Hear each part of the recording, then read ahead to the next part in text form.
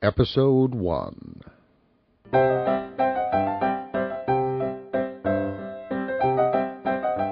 Flatland, A Romance of Many Dimensions, by Edwin Abbott. Read by David Grizzly Smith.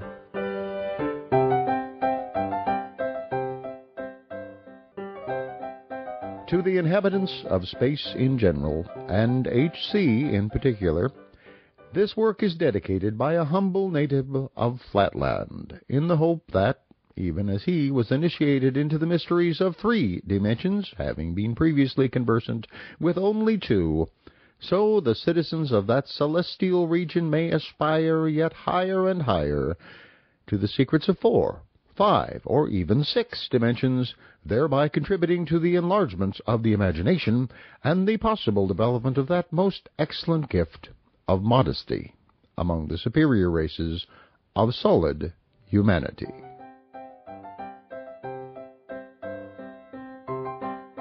Part 1. This World.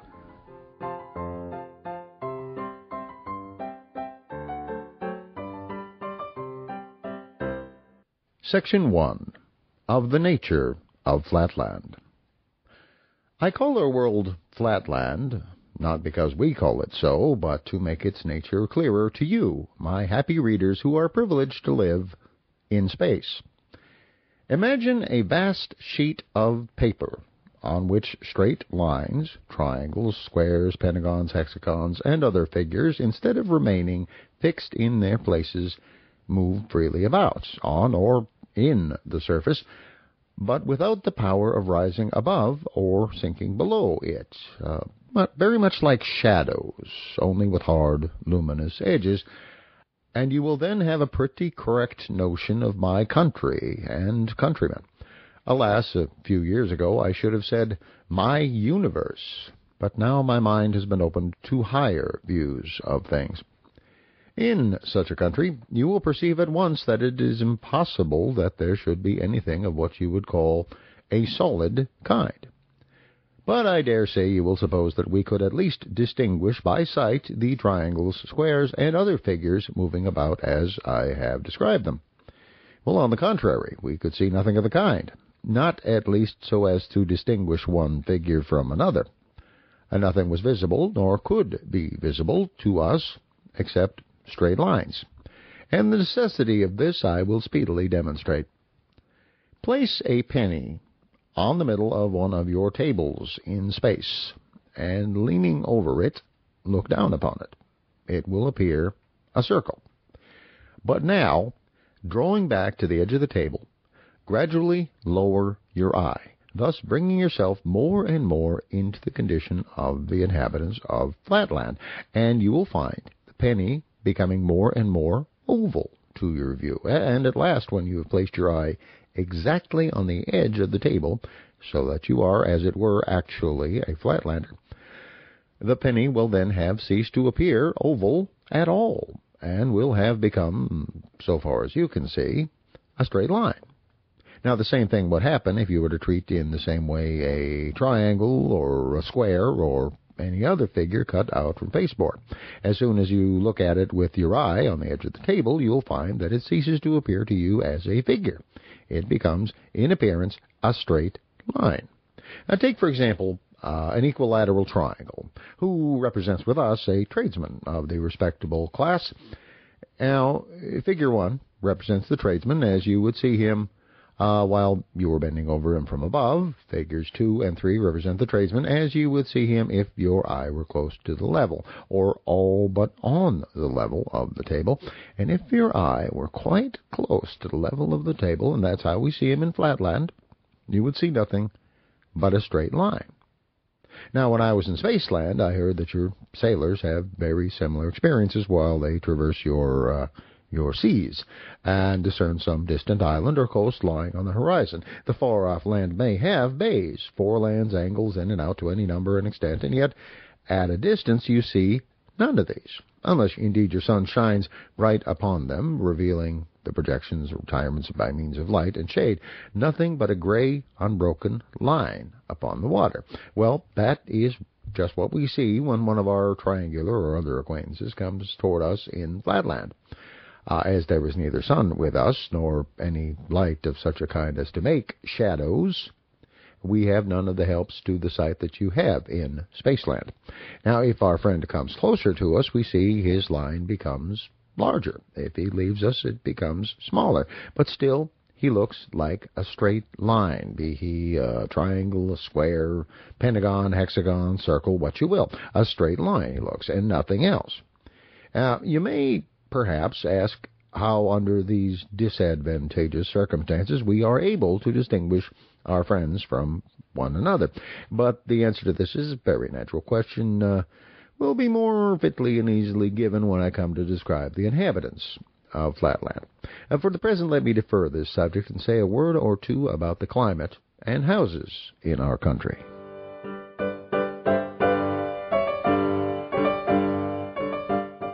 Section 2 of the climate and houses in Flatland. As with you, so also with us, there are 4 points of the compass: north, south, east, and west.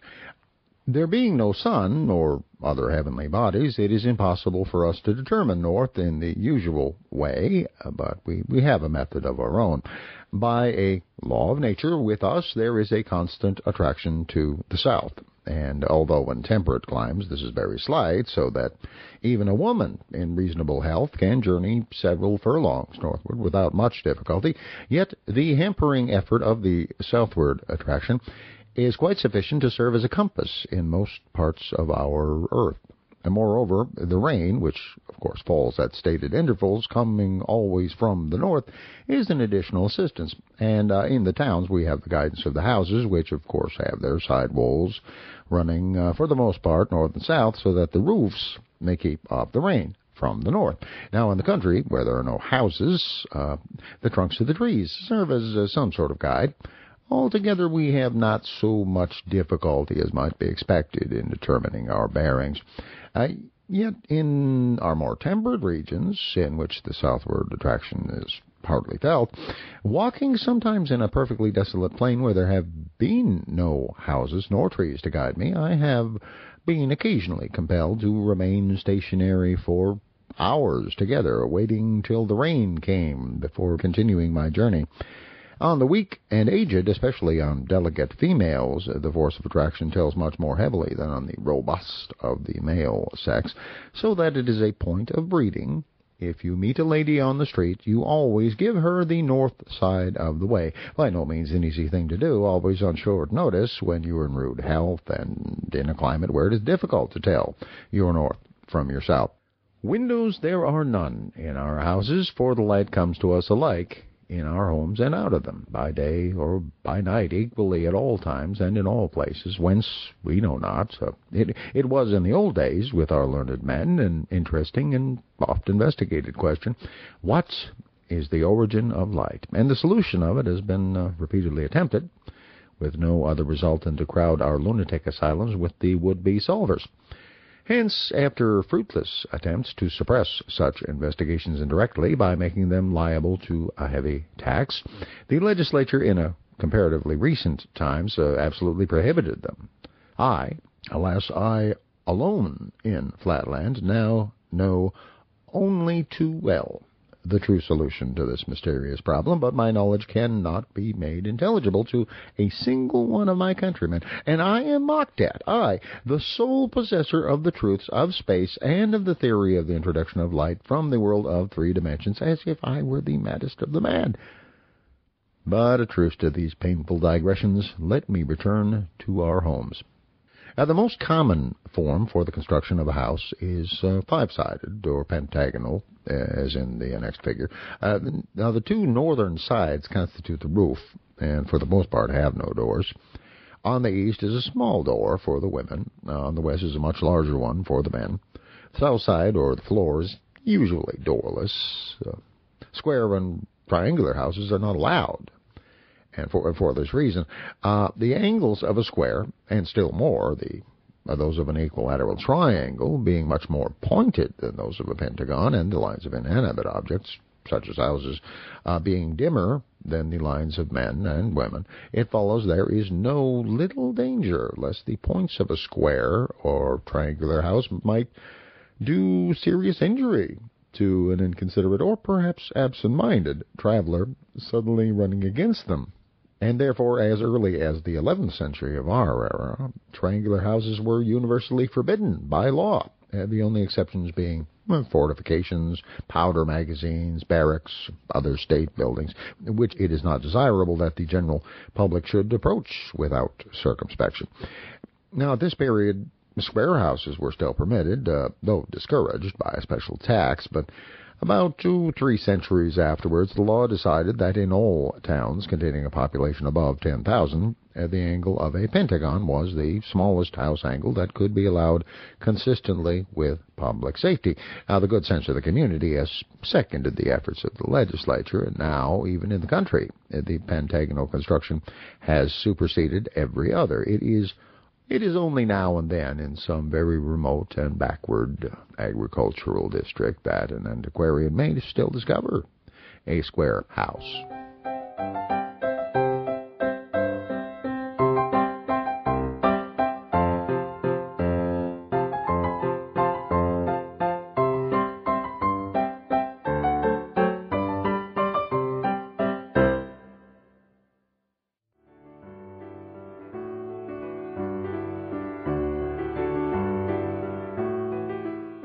Thank you for listening to Flatland, A Romance of Many Dimensions, by A. Square, written here in Spaceland by Edwin Abbott, and read by David Grizzly Smith. Music in these recordings includes Friendly Day from Kevin MacLeod of Incompetech.com. I do hope you'll be kind enough to comment on Audiobooks.com or at GrizzliesGrowls.com. And if you would, please tell others about this book, even if you are an isosceles or a woman. These recordings are released under Creative Commons Attribution, Non-Commercial, No Derivatives 3.0 license.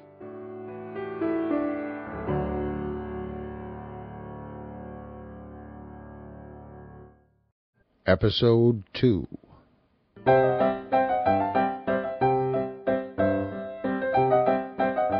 Flatland, A Romance of Many Dimensions, by Edwin Abbott, read by David Grizzly Smith.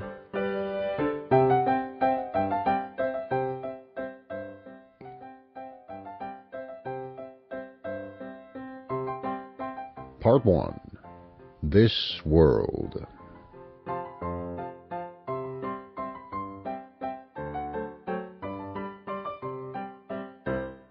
Section 3. Concerning the inhabitants of Flatland. The greatest length or breadth of a full-grown inhabitant of Flatland may be estimated at about 11 of your inches. 12 inches may be regarded as a maximum.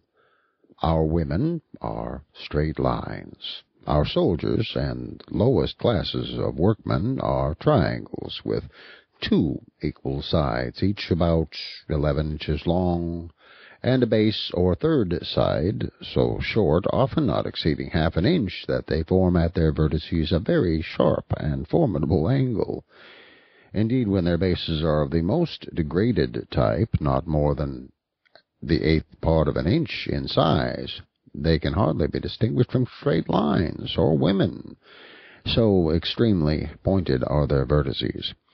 With us, as with you, these triangles are distinguished from others by being called isosceles, and by this name I shall refer to them in the following pages.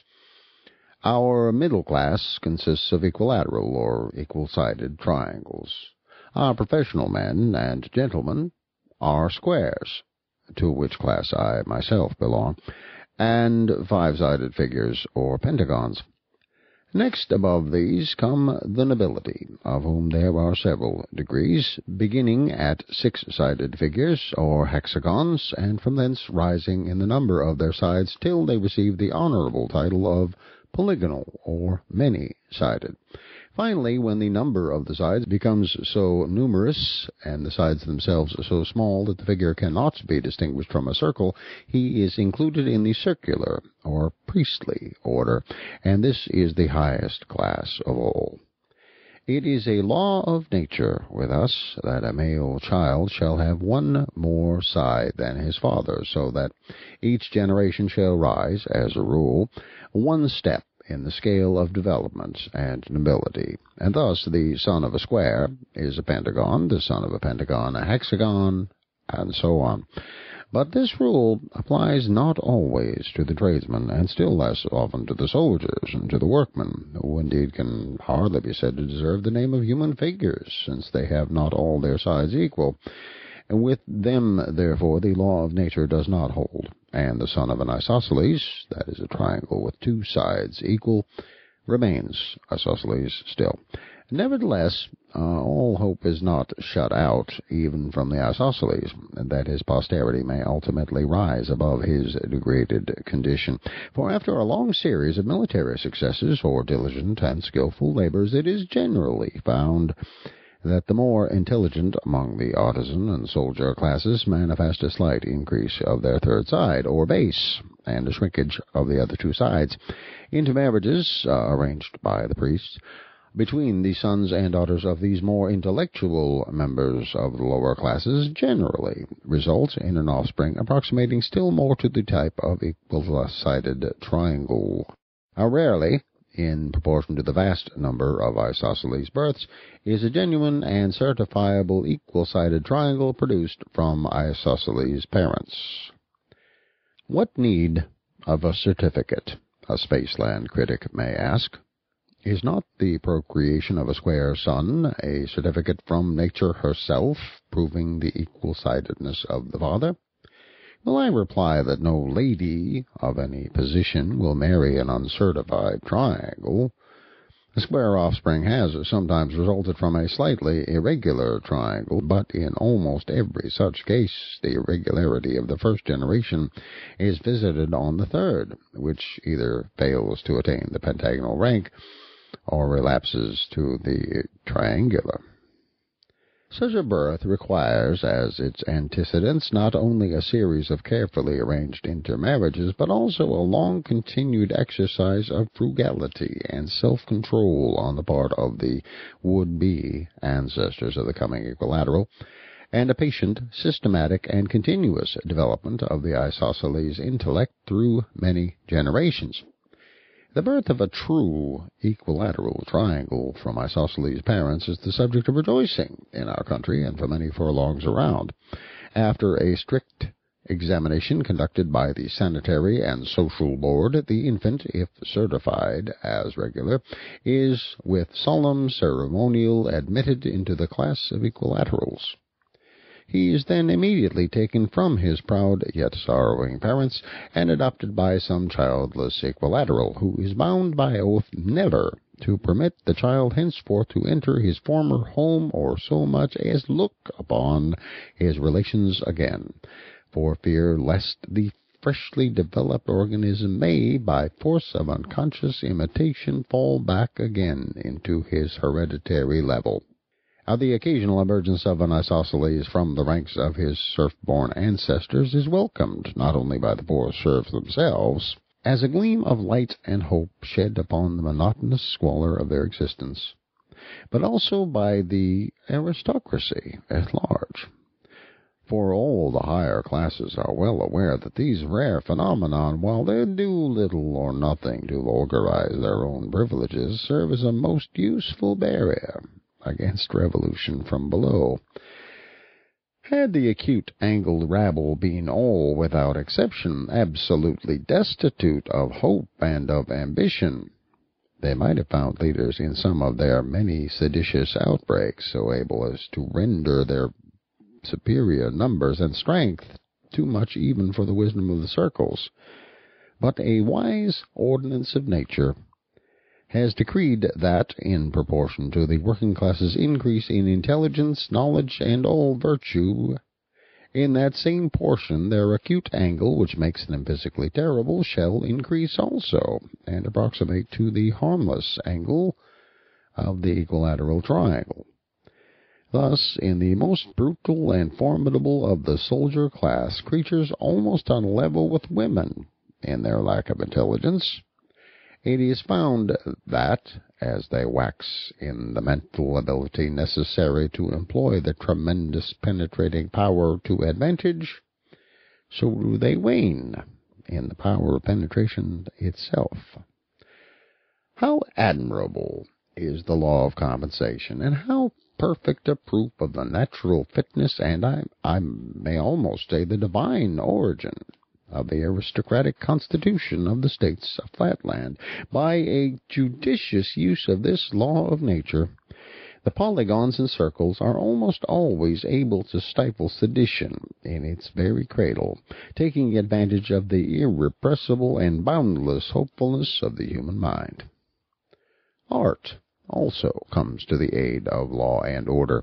It is generally found possible, by a little artificial compression or expansion on the part of the state physicians, to make some of the more intelligent leaders of a rebellion perfectly regular, and to admit them at once into the privileged classes. A much larger number, who are still below the standard, allured by the prospect of being ultimately ennobled, are induced to enter the state hospitals, where they are kept in honorable confinement for life, and one or two alone of the more obstinate, foolish, and hopelessly irregular are led to execution.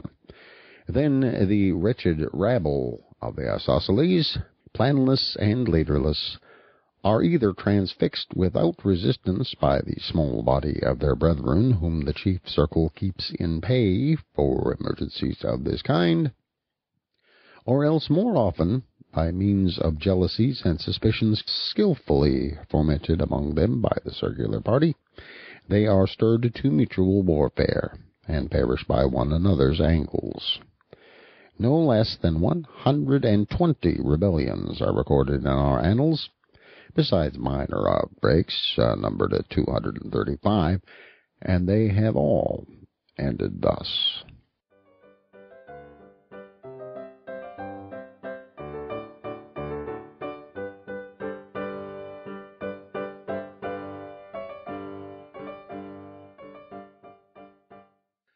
Section 4. Concerning the women. If our highly pointed triangles of the soldier class are formidable, it may be readily inferred that far more formidable are our women. For if a soldier is a wedge, a woman is a needle, being, so to speak, all points, at least at the two extremities. Add to this the power of making herself practically invisible at will, and you will perceive that a female in Flatland is a creature by no means to be trifled with.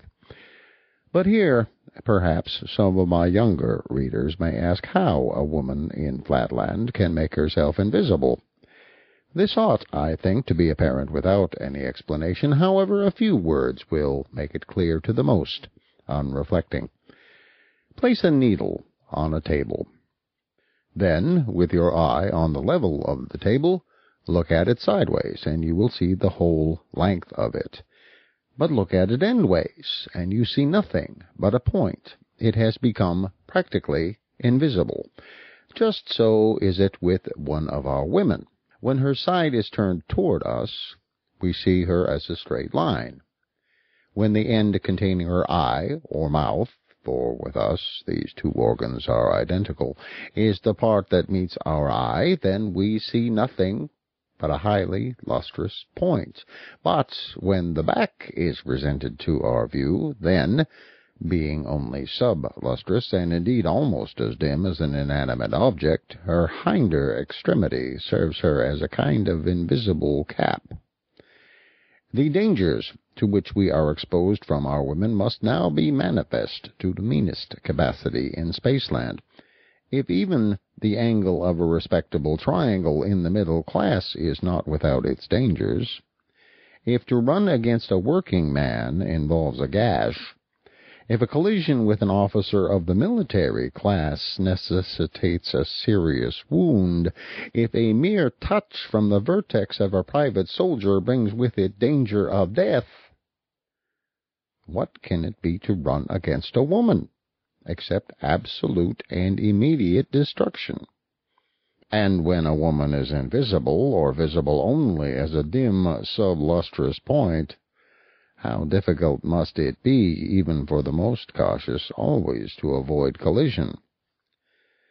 Many are the enactments made at different times in the different states of Flatland in order to minimize this peril, and in the southern and less temperate climates, where the force of gravitation is greater and human beings more liable to casual and involuntary motions, the laws concerning women are naturally much more stringent. But a general view of the code may be obtained from the following summary. 1. Every house shall have one entrance in the eastern side, for the use of females only, by which all females shall enter in a becoming and respectful manner, and not by the men's or western door. When I was in Spaceland, I understood that some of your priestly circles have in the same way a separate entrance for villagers, farmers, and teachers of board schools, that they may approach in a becoming and respectful manner. 2.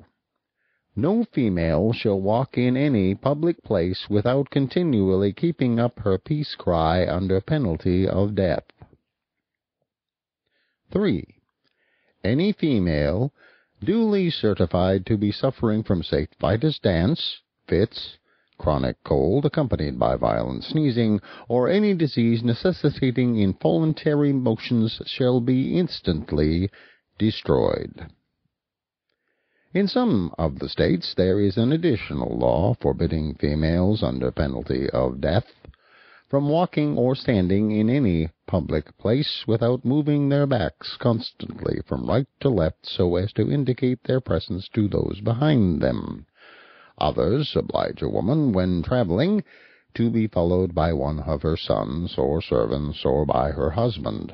Others confine women altogether to their houses except during the religious festivals, but it has been found by the wisest of our circles or statesmen that the multiplication of restrictions on females tends not only to the debilitation and diminution of the race, but also to the increase of domestic murders, to such an extent that a state loses more than it gains by a too prohibitive code.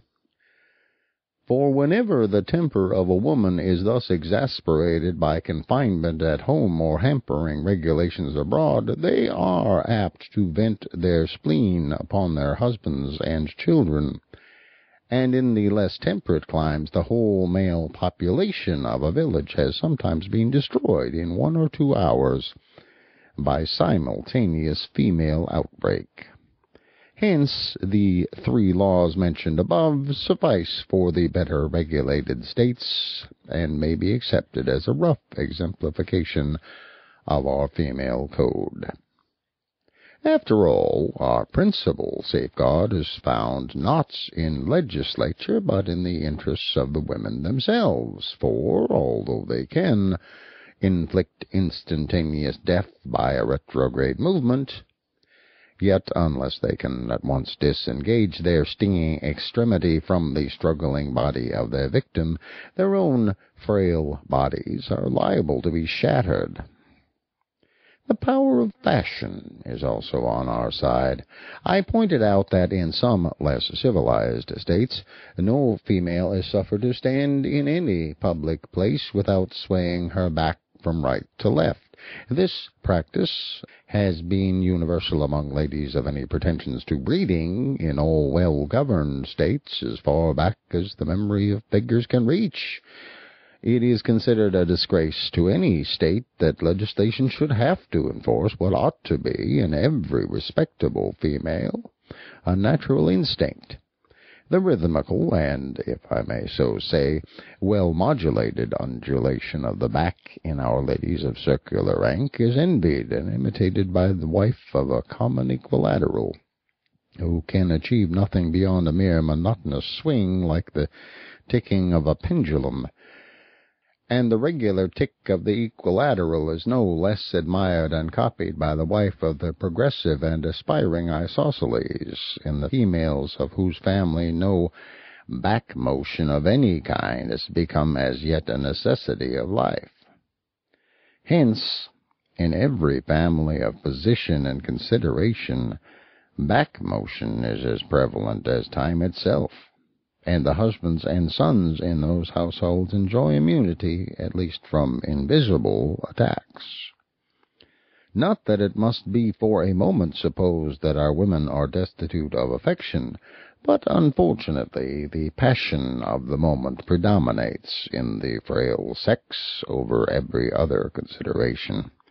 This is, of course, a necessity arising from their unfortunate conformation, for as they have no pretensions to an angle, being inferior in this respect to the very lowest of the isosceles, they are consequently wholly devoid of brain power, and have neither reflection, judgment, nor forethought, and hardly any memory. Hence, in their fits of fury, they remember no claims and recognize no distinctions. I have actually known a case where a woman has exterminated her whole household, and half an hour afterwards, when her rage was over and the fragments swept away, has asked what has become of her husband and her children. Obviously, then, a woman is not to be irritated, as long as she is in a position where she can turn round. When you have them in their apartments, which are constructed with a view to denying them that power, you can say and do what you like, for they are then wholly impotent for mischief, and will not remember a few minutes hence the incident for which they may be at this moment threatening you with death, nor the promises which you may have found it necessary to make in order to pacify their fury. On the whole, we get on pretty smoothly in our domestic relations, except in the lower strata of the military classes. There the want of tact and discretion on the part of the husbands produces at times indescribable disasters. Relying too much on the offensive weapons of their acute angles instead of the defensive organs of good sense and sensible simulations, these reckless creatures too often neglect the prescribed construction of the women's apartments, or irritate their wives by ill-advised expressions out of doors, which they refuse immediately to retract. Moreover, a blunt and stolid regard for literal truth indisposes them to make those lavish promises by which the more judicious circle can in a moment pacify his consort. The result is massacre, not, however, without its advantages, as it eliminates the more brutal and troublesome of the isosceles, and by many of our circles the destructiveness of the thinner sex is regarded as one of the many providential arrangements for suppressing redundant population and nipping revolution in the bud. Yet even in our best regulated and most approximately circular families, I cannot say that the ideal of family life is so high as with you in Spaceland. There is peace, in so far as the absence of slaughter may be called by that name, but there is necessarily little harmony of tastes or pursuits, and the cautious wisdom of the circles has ensured safety at the cost of domestic comfort. In every circular or polygonal household that has been a habit from time immemorial, and has now become a kind of instinct among the women of our higher classes, that the mothers and daughters should constantly keep their eyes and mouths towards their husband and his male friends, and for a lady in a family of distinction to turn her back upon her husband would be regarded as a kind of portent involving a loss of status. But as I shall soon show, this custom, though it has the advantage of safety, is not without its disadvantages. In the house of the working man, or respectable tradesman, where the wife is allowed to turn her back upon her husband while pursuing her household avocations, There are at least intervals of quiet, where the wife is neither seen nor heard, except for the humming sound of the continuous peace cry. But in the homes of the upper classes there is too often no peace. There the voluble mouth and bright penetrating eye are ever directed towards the master of the household, and light itself is not more persistent than the stream of feminine discourse. The tact and skill which suffice to avert a woman's sting are unequal to the task of stopping a woman's mouth.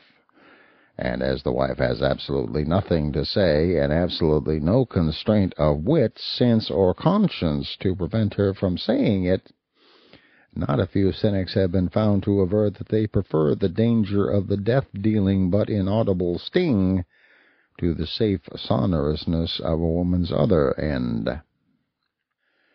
To my readers in Spaceland, the condition of our women may seem truly deplorable, and so indeed it is. A male of the lowest type of the isosceles may look forward to some improvement of his angle, and to the ultimate elevation of the whole of his degraded caste. But no woman can entertain such hopes for her sex. Once a woman, always a woman, is a decree of nature, and the very laws of evolution seem suspended in her disfavor. Yet at least we can admire the wise prearrangement which has ordained that, as they have no hopes, so they shall have no memory to recall, no forethought to anticipate the miseries and humiliations which are at once a necessity of their existence and the basis of the constitution of Flatland.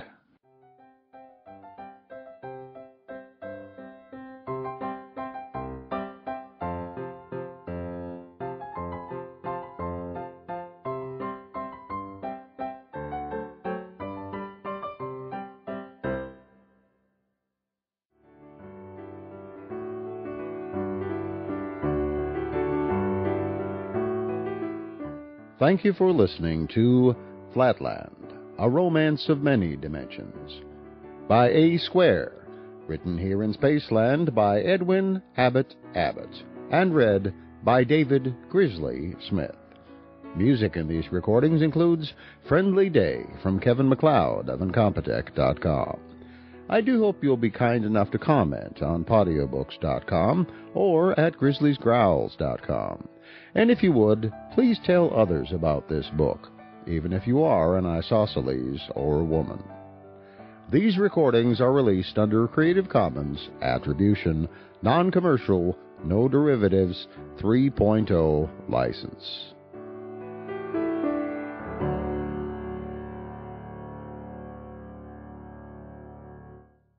Episode 3.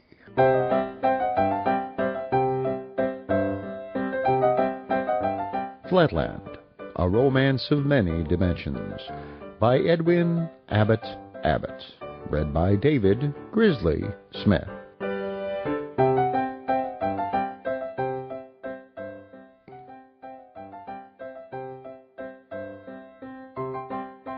Part 1. This World.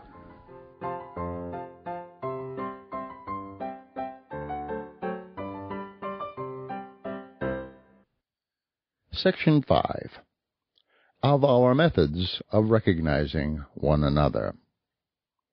You who are blessed with shade as well as light, you who are gifted with 2 eyes, endowed with a knowledge of perspective, and charmed with the enjoyment of various colors, you who can actually see an angle, and contemplate the complete circumference of a circle in the happy region of the 3 dimensions, how shall I make clear to you the extreme difficulty which we in Flatland experience in recognizing one another's configurations?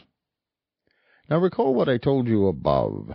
All beings in Flatland, animate or inanimate, no matter what their form, present to our view the same, or nearly the same, appearance, that of a straight line.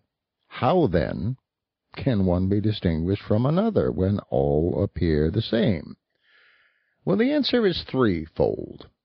The first means of recognition is the sense of hearing, which with us is far more highly developed than with you, and which enables us not only to distinguish by the voice our personal friends, but even to discriminate between different classes, at least so far as concerns the three lowest orders, the equilateral, the square, and the pentagon. 4 of the isosceles I take no account. But as we ascend the social scale, the process of discriminating and being discriminated by hearing increases in difficulty, partly because voices are assimilated, partly because the faculty of voice discrimination is a plebeian virtue not much developed among the aristocracy, and wherever there is any danger of imposture, we cannot trust to this method. Amongst our lowest orders, the vocal organs are developed to a degree more than correspondent with those of hearing, so that an isosceles can easily feign the voice of a polygon, and with some training, that of a circle himself. A second method, therefore, is more commonly resorted to. Feeling is, among our women and lower classes, about our upper classes I shall speak presently, the principal test of recognition, at all events between strangers, and when the question is not as to the individual, but as to the class. What, therefore, introduction is among the higher classes in Spaceland, that the process of feeling is with us.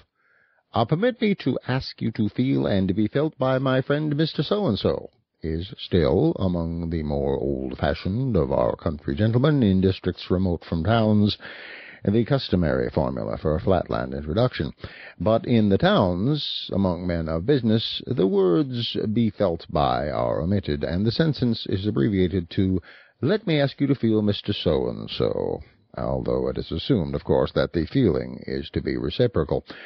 Among our still more modern and dashing young gentlemen, who are extremely averse to the superfluous effort and supremely indifferent to the purity of their native language, the formula is still further curtailed by the use of "to feel" in a technical sense, meaning to recommend for the purposes of feeling and being felt, and at this moment the slang of polite or fast society in the upper classes sanctions such a barbarism as, "Mr. Smith, permit me to feel you, Mr. Jones."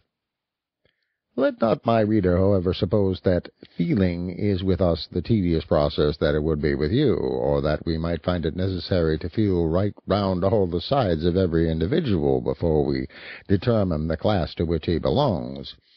A long practice and training, begun in the schools and continued in the experience of daily life, enables us to discriminate at once by the sense of touch between the angles of an equal-sided triangle, square, and pentagon. And I need not say that the brainless vertex of an acute-angled isosceles is obvious to the dullest touch. It is therefore not necessary, as a rule, to do more than feel a single angle of an individual, and this, once ascertained, tells us the class of the person whom we are addressing, unless, indeed, he belongs to the higher sections of the nobility. There the difficulty is much greater. Even a master of arts in our own University of Wentbridge has been known to confuse a 10-sided with a 12-sided polygon, and there is hardly a doctor of science in or out of that famous university who could pretend to decide promptly and unhesitatingly between a 20-sided and a 24-sided member of the aristocracy. Now, those of my readers who recall the extracts I gave above from the legislative code concerning women will readily perceive that the process of introduction by contact requires some care and discretion. Otherwise, the angles might inflict on the unwary feeler irreparable injury.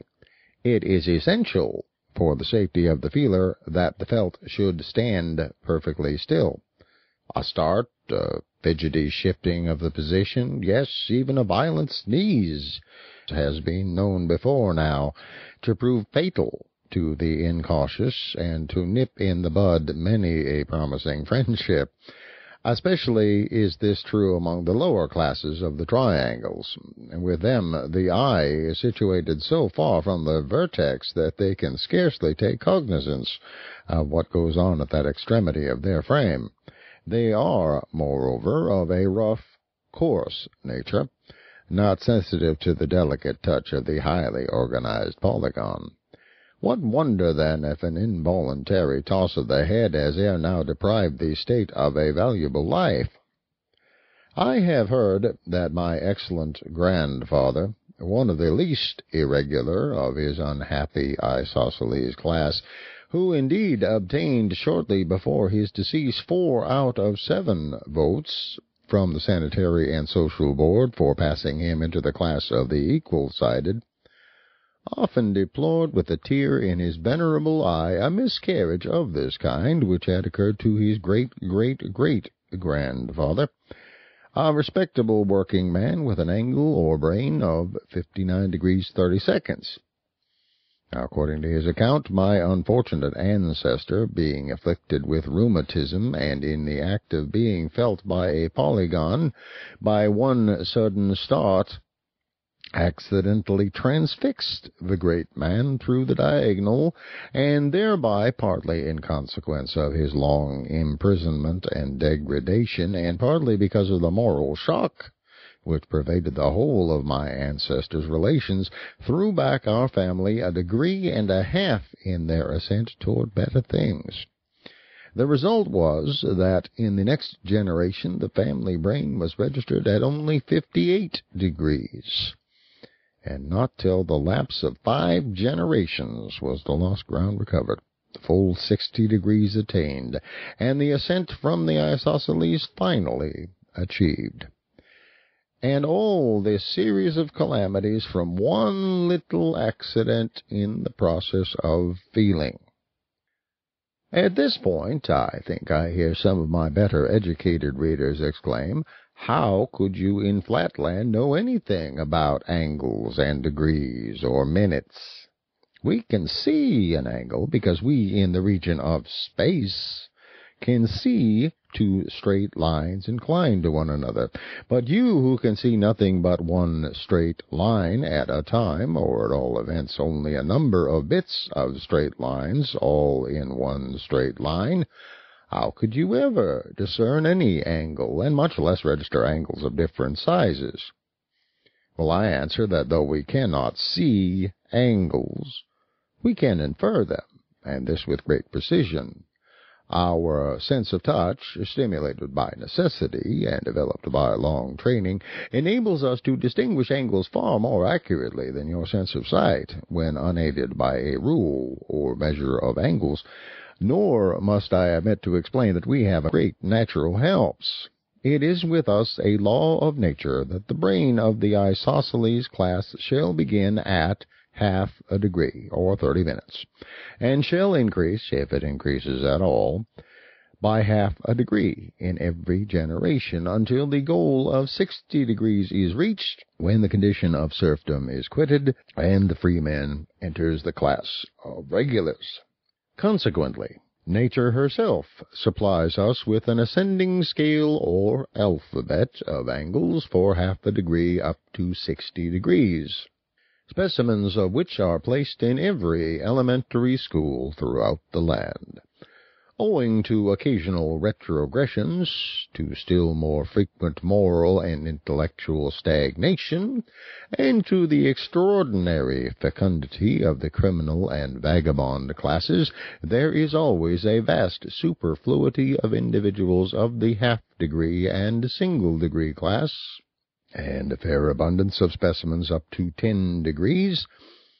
These are absolutely destitute of civil rights, and a great number of them, not having even intelligence enough for the purposes of warfare, are devoted by the states to the service of education. Fettered immovably so as to remove all possibility of danger, They are placed in the classrooms of our infant schools, and there they are utilized by the Board of Education for the purpose of imparting to the offspring of the middle classes that tact and intelligence of which these wretched creatures themselves are utterly devoid. In some states, the specimens are occasionally fed and suffered to exist for several years. But in the more temperate and better regulated regions, it is found in the long run more advantageous for the educational interests of the young to dispense with food and to renew the specimens every month, which is about the average duration of the foodless existence of the criminal class. In the cheaper schools, what is gained by the longer existence of the specimens is lost, partly in the expenditure for food and partly in the diminished accuracy of the angles, which are impaired after a few weeks of constant feeding. Nor must we forget to add, in enumerating the advantages of the more expensive system, that it tends, though slightly yet perceptibly, to diminution of the redundant isosceles population, an object which every statesman in Flatland constantly keeps in view. On the whole, therefore, although I am not ignorant that in many popularly elected school boards there is a reaction in favor of the cheap system, as it is called, I am myself disposed to think that this is one of the many cases in which expense is the truest economy. But I must not allow questions of school board politics to divert me from my subject. Enough has been said, I trust, to show that recognition by feeling is not so tedious or indecisive a process as might have been supposed, and it is obviously more trustworthy than recognition by hearing. Still, there remains, as has been pointed out above, the objection that this method is not without danger. For this reason, many in the middle and lower classes, and all without exception in the polygonal and circular orders, prefer a third method, the description of which shall be reserved for the next section.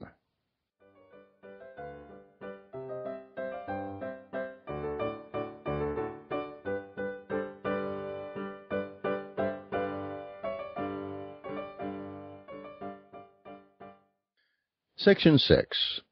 Of Recognition by Sight. I am about to appear very inconsistent. In previous sections I have said that all figures in Flatland present the appearance of a straight line, and it was added or implied that it is consequently impossible to distinguish by the visual organ between individuals of different classes. Yet now I am about to explain to my Spaceland critics how we are able to recognize one another by the sense of sight. If, however, the reader will take the trouble to refer to the passage in which recognition by feeling is stated to be universal, he will find this qualification among the lower classes. It is only among the higher classes and in our more temperate climates that sight recognition is practiced. That this power exists in any regions and for any classes is the result of fog, which prevails during the greater part of the year in all parts save the torrid zones. That which is with you in Spaceland an unmixed evil, blotting out the landscape, depressing the spirits, and enfeebling the health, is by us recognized as a blessing scarcely inferior to air itself, and as the nurse of arts and parent of sciences. But let me explain my meaning, without further eulogies on this beneficent element. If fog were non-existent, all lines would appear equally and indistinguishably clear, and this is actually the case in those unhappy countries in which the atmosphere is perfectly dry and transparent. But wherever there is a rich supply of fog, objects that are at a distance, say, of 3 feet, are appreciably dimmer, than those at a distance of 2 feet 11 inches, and the result is that by careful and constant experimental observation of comparative dimness and clearness, we are enabled to infer with great exactness the configuration of the object observed. An instance will do more than a volume of generalities to make my meaning clear. Suppose I see 2 individuals approaching, whose rank I wish to ascertain. They are, we will suppose, a merchant and a physician. In other words, an equilateral triangle and a pentagon. How am I to distinguish them? Well, it will be obvious to every child in Spaceland who has touched the threshold of geometric studies that, if I can bring my eye so that its glance may bisect an angle of the approaching stranger, my view will lie, as it were, evenly between his 2 sides that are next to me, so that I shall contemplate the 2 impartially, and both will appear of the same size. Now, in the case of the merchant, what shall I see?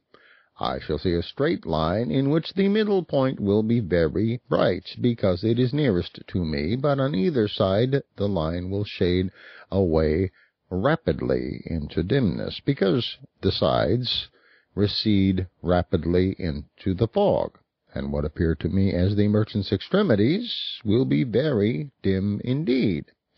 Now, on the other hand, in the case of the physician, though I shall here also see a line with a bright center, yet it will shade away less rapidly into dimness, because the sides recede less rapidly into the fog, and what will appear to me the physician's extremities will be not so dim as the extremities of the merchant. Well, the reader will probably understand from these 2 instances how, after a very long training supplemented by constant experience, it is possible for the well-educated classes among us to discriminate with fair accuracy between the middle and lowest orders by the sense of sight.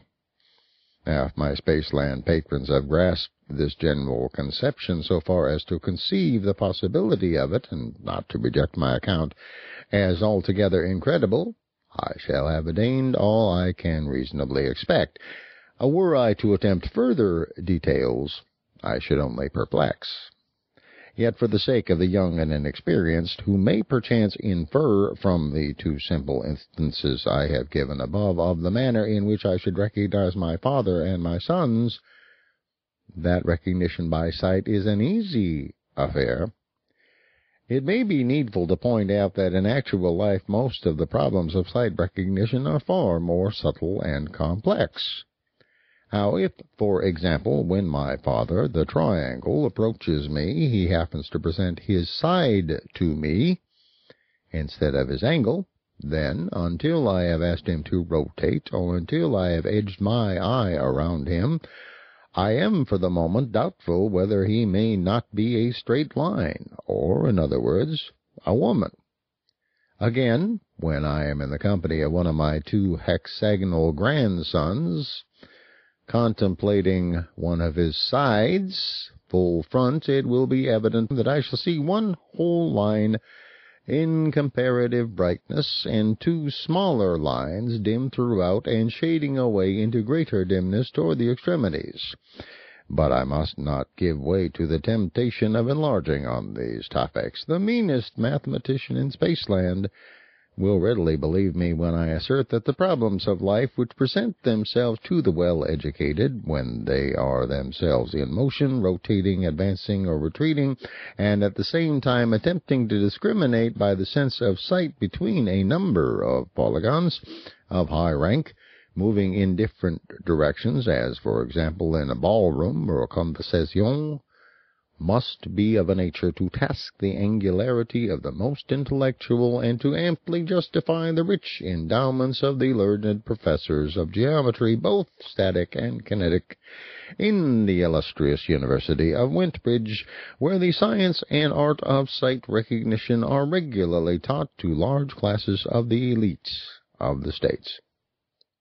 It is only a few of the scions of our noblest and wealthiest houses who are able to give the time and money necessary for the thorough prosecution of this noble and valuable art.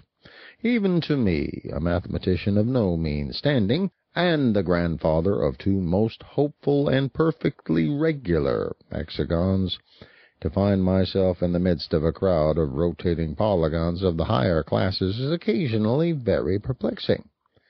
And, of course, to a common tradesman or serf, such a sight is almost as unintelligible as it would be to you, my reader, were you suddenly transported into our country.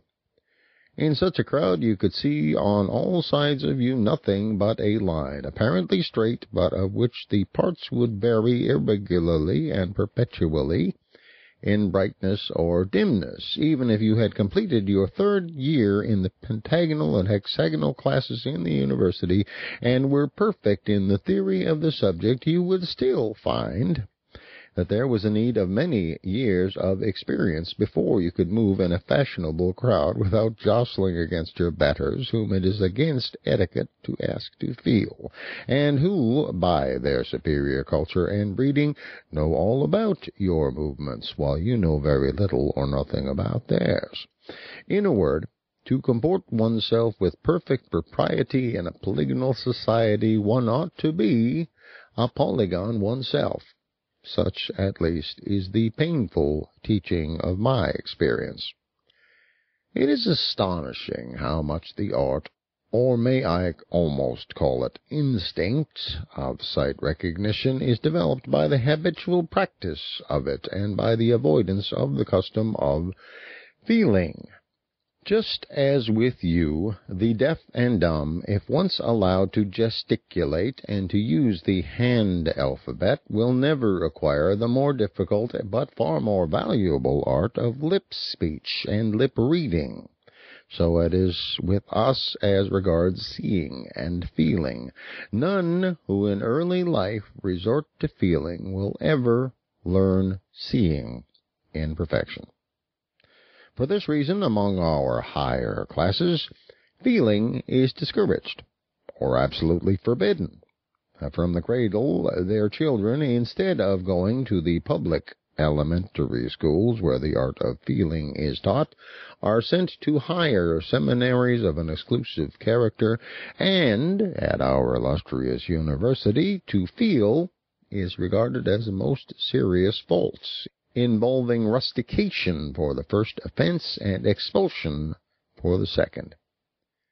But among the lower classes, the art of sight recognition is regarded as an unattainable luxury. A common tradesman cannot afford to let his son spend a third of his life in abstract studies. The children of the poor are therefore allowed to feel from their earliest years, and they gain thereby a precocity and an early vivacity, which contrast at first most favorably with the inert, undeveloped, and listless behavior of the half-instructed youths of the polygonal class. But when the latter have at last completed their university course and are prepared to put their theory into practice, the change that comes over them may almost be described as a new birth. And in every art, science, and social pursuit they rapidly overtake and distance their triangular competitors. Only a few of the polygonal class fail to pass the final test or leaving examination at the university. The condition of the unsuccessful minority is truly pitiable. Rejected from the higher class, they are also despised by the lower. They have neither the matured and systematically trained powers of the polygonal bachelors and masters of arts, nor yet the native precocity and mercurial versatility of the youthful tradesman. The professions, the public services, are closed against them, and though in most states they are not actually debarred from marriage, yet they have the greatest difficulty in forming suitable alliances, as experience shows that the offspring of such unfortunate and ill-endowed parents is generally itself unfortunate, if not positively irregular. It is from these specimens of the refuse of our nobility that the great tumults and seditions of past ages have generally derived their leaders. And so great is the mischief thence arising that an increasing minority of our more progressive statesmen are of the opinion that true mercy would dictate their entire suppression, by enacting that all who fail to pass the final examination from the university should be either imprisoned for life or extinguished by a painless death. But I find myself digressing into the subject of irregularities, a matter of such vital interest that it demands a separate section.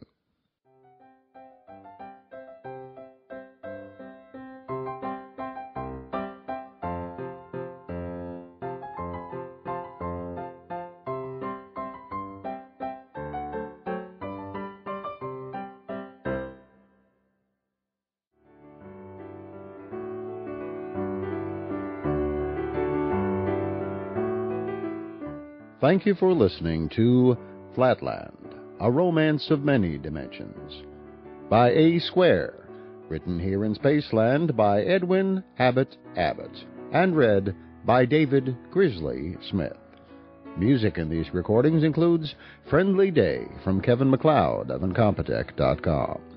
I do hope you'll be kind enough to comment on Audiobooks.com or at GrizzliesGrowls.com.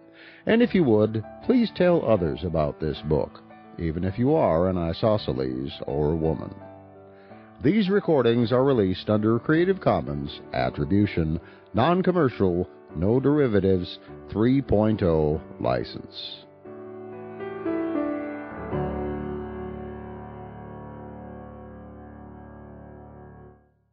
Episode 4.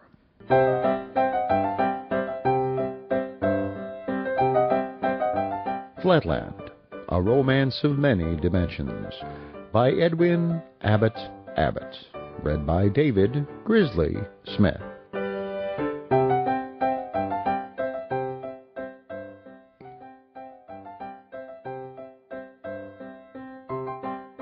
Part 1. This World.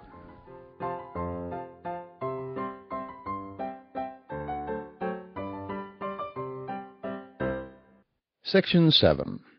Of Irregular Figures.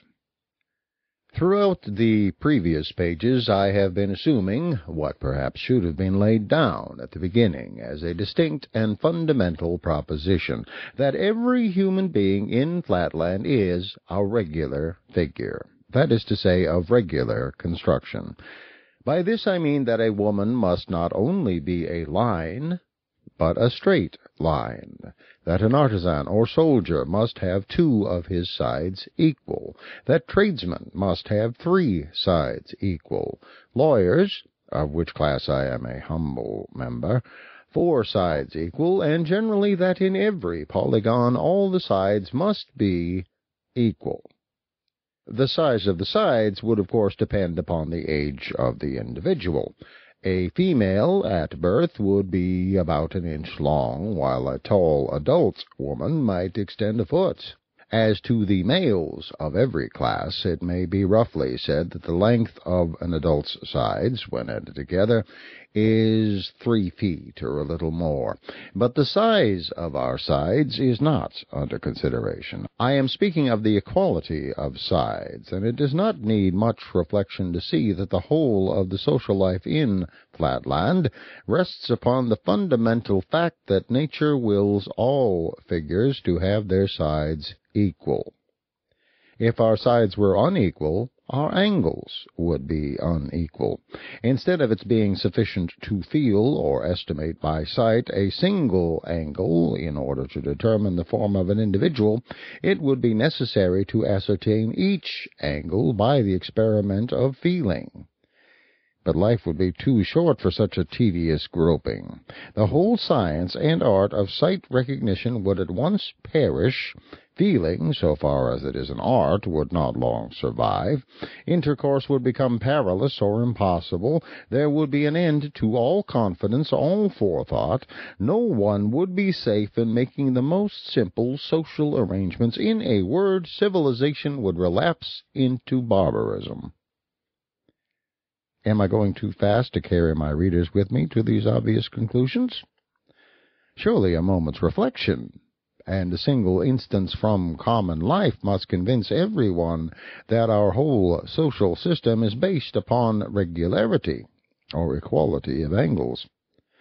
You meet, for example, 2 or 3 tradesmen in the street, whom you recognize at once to be tradesmen by a glance at their angles and rapidly bedimmed sides, and you ask them to step into your house to lunch.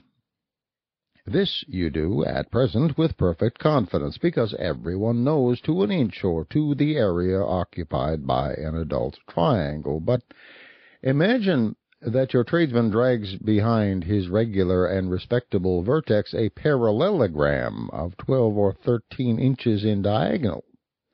What are you to do with such a monster sticking fast in your house door? But I am insulting the intelligence of my readers by accumulating details which must be patent to everyone who enjoys the advantages of a residence in Spaceland. Obviously, the measurements of a single angle would no longer be sufficient under such portentous circumstances. One's whole life would be taken up in feeling and surveying the perimeter of one's acquaintances. Well, already the difficulties of avoiding a collision in a crowd are enough to tax the sagacity of even a well-educated square. But if no one could calculate the regularity of a single figure in the company, all would be chaos and confusion, and the slightest panic would cause serious injuries, or, if there happened to be any women or soldiers present, perhaps considerable loss of life. Expediency, therefore, concurs with nature in stamping the seal of its approval upon the regularity of conformation. Nor has the law been backward in seconding their efforts. Irregularity of figure means with us the same as, or more than, a combination of moral obliquity and criminality with you, and is treated accordingly. There are not wanting, it is true, some promulgators of paradox who maintain there is no necessary connection between geometrical and moral irregularity. The irregular, they say, is from his birth scouted by his own parents, derided by his brothers and sisters, neglected by the domestics, scorned and suspected by society, and excluded from all posts of responsibility, trusts, and useful activity. His every movement is jealously watched by the police till he comes of age and presents himself for inspection. Then he is either destroyed, if he is found to exceed the fixed margin of deviation, or else immured in a government office as a clerk of the 7th class, prevented from marriage, forced to drudge at an uninteresting occupation for a miserable stipend, obliged to live and board at the office, and to take even his vacation under close supervision. What wonder that human nature, even in the best and purest, is embittered and perverted by such surroundings? All this very plausible reasoning does not convince me, as it has not convinced the wisest of our statesmen, that our ancestors erred in laying it down as an axiom of policy that the toleration of irregularity is incompatible with the safety of the state. Doubtless the life of an irregular is hard, but the interests of the greater number require that it shall be hard. If a man with a triangular front and a polygonal back were allowed to exist and propagate a still more irregular posterity, what would become of the arts of life? Are the houses and doors and churches in Flatland to be altered in order to accommodate such monsters? Are our ticket collectors to be required to measure every man's perimeter before they allow him to enter a theater or take his place in a lecture room? Is an irregular to be exempted from the militia? And if not, how is he to be prevented from carrying desolation into the ranks of his comrades? Again, what irresistible temptations to fraudulent impostures must needs beset such a creature? How easy for him to enter a shop with his polygonal front foremost, and to order goods to any extent from a confiding tradesman. Let the advocates of a falsely called philanthropy plead as they may for the abrogation of the irregular penal laws, I, for my part, have never known an irregular who is not also what nature evidently intended him to be, a hypocrite, a misanthropist, and up to the limits of his power, perpetrator of all manner of mischief. Not that I should be disposed to recommend, at present, the extreme measures adopted in some states, where an infant whose angle deviates by half a degree from the correct angularity is summarily destroyed at birth. Some of our highest and ablest men of real genius, have, during their earliest days, labored under deviations as great as, or even greater than, 45 minutes, and the loss of their precious lives would have been an irreparable injury to the state. The art of healing also has achieved some of its most glorious triumphs in the compressions, extensions, trepannings, colligations, and other surgical or dietetic operations by which irregularity has been partly or wholly cured. Advocating therefore a via media, I would lay down no fixed or absolute line of demarcation, but at the period when the frame is just beginning to set, and when the medical board has reported that recovery is improbable, I would suggest that the irregular offspring be painlessly and mercifully consumed.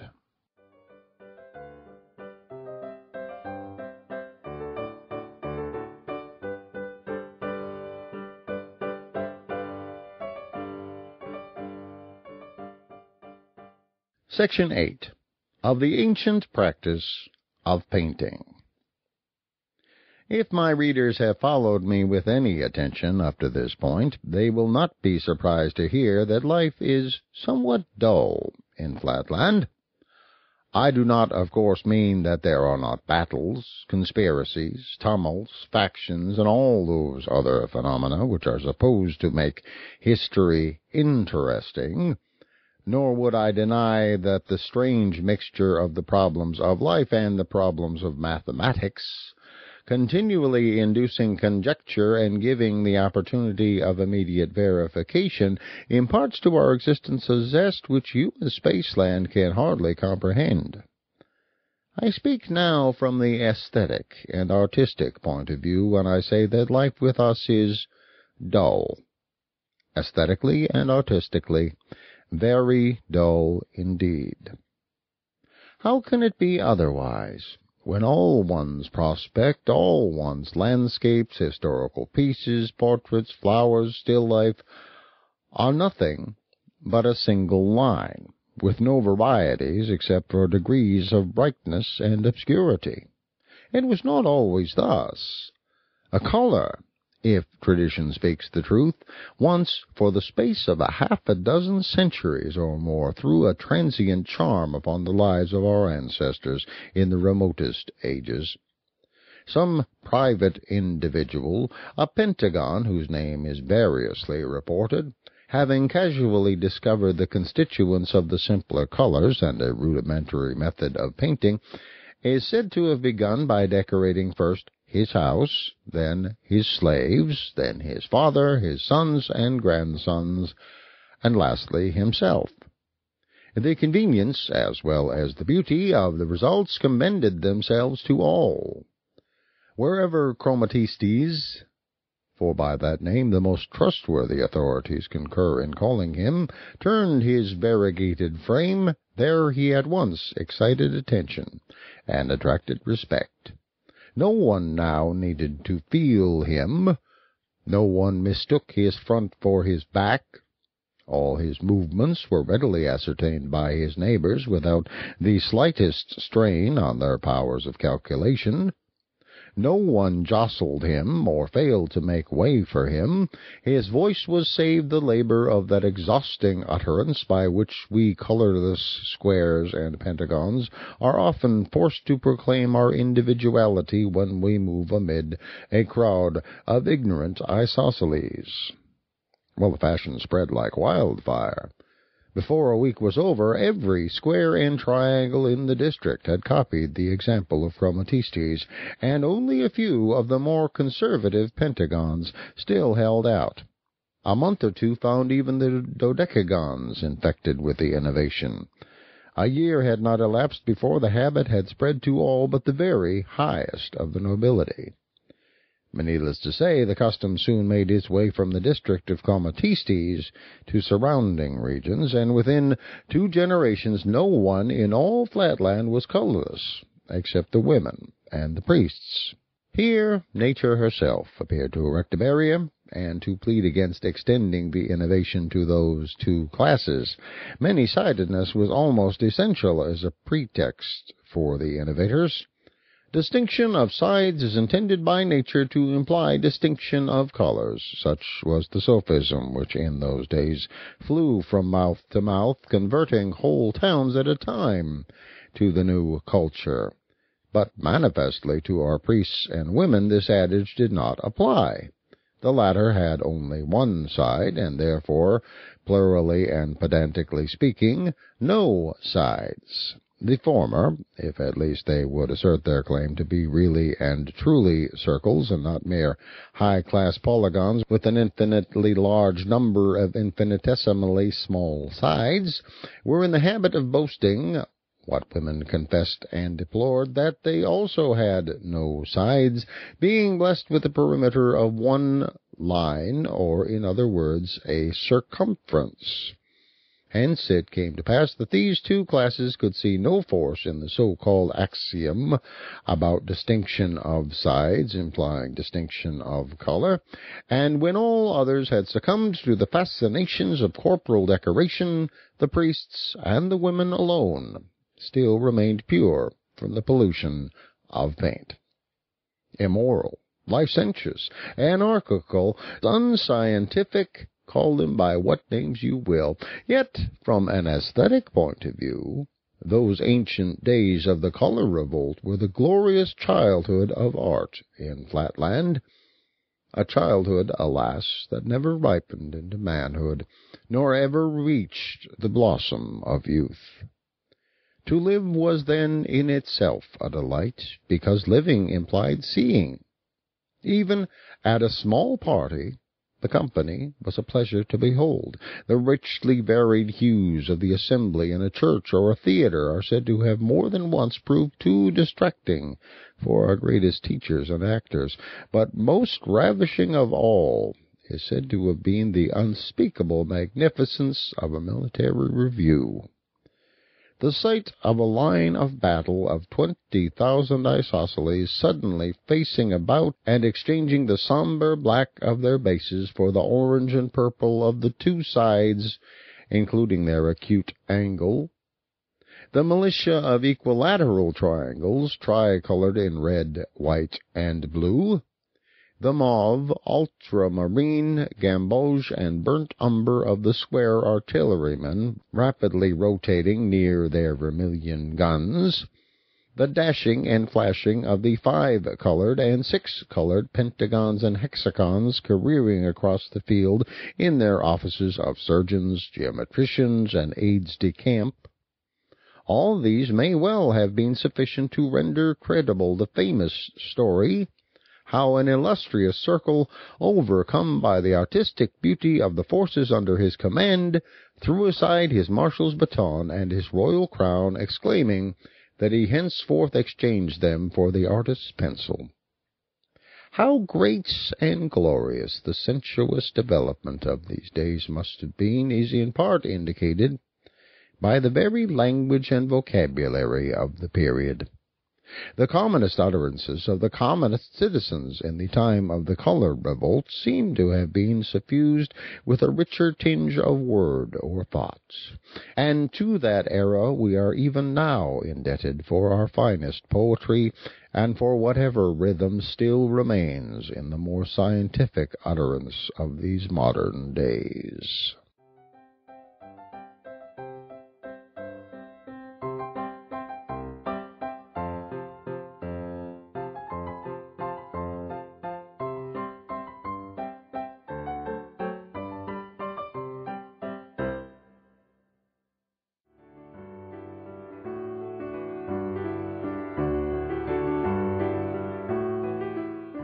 Thank you for listening to Flatland, A Romance of Many Dimensions, by A. Square, written here in Spaceland by Edwin Abbott, and read by David Grizzly Smith.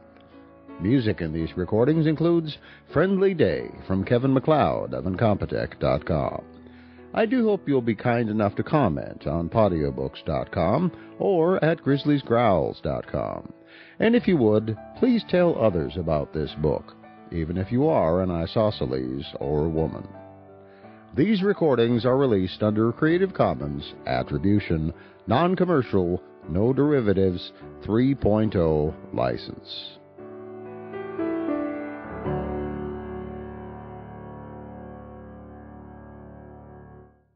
Episode 5.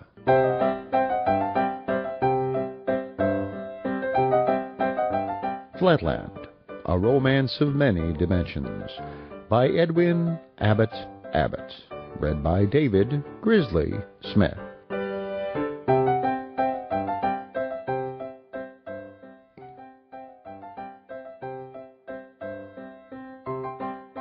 Part 1.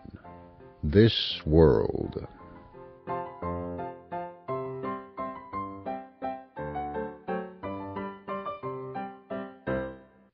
Section 9 of the Universal Color Bill. But meanwhile, the intellectual arts were fast decaying. The art of sight recognition, being no longer needed, was no longer practiced, and the studies of geometry, statics, kinetics, and other kindred subjects came soon to be considered superfluous and fell into disrepute and neglect even at our university. The inferior art of feeling speedily experienced the same fate at our elementary schools. Then the isosceles classes, asserting that specimens were no longer used or needed, and refusing to pay the customary tribute from the criminal classes to the service of education, waxed daily more numerous and more insolent on the strength of their immunity from the old burden which had formerly exercised the twofold wholesome effect of at once taming their brutal nature and thinning their excessive numbers. Year by year, the soldiers and artisans began more vehemently to assert, and with increasing truth, that there was no great difference between them and the very highest class of polygons, now that they were raised to an equality with the latter, and enabled to grapple with all the difficulties and solve all the problems of life, whether statical or kinetical, by the simple process of color recognition. And not content with the natural neglect into which sight recognition was falling, they began boldly to demand the legal prohibition of all monopolizing and aristocratic arts, and the consequent abolition of all endowments for the studies of sight recognition, mathematics, and feeling.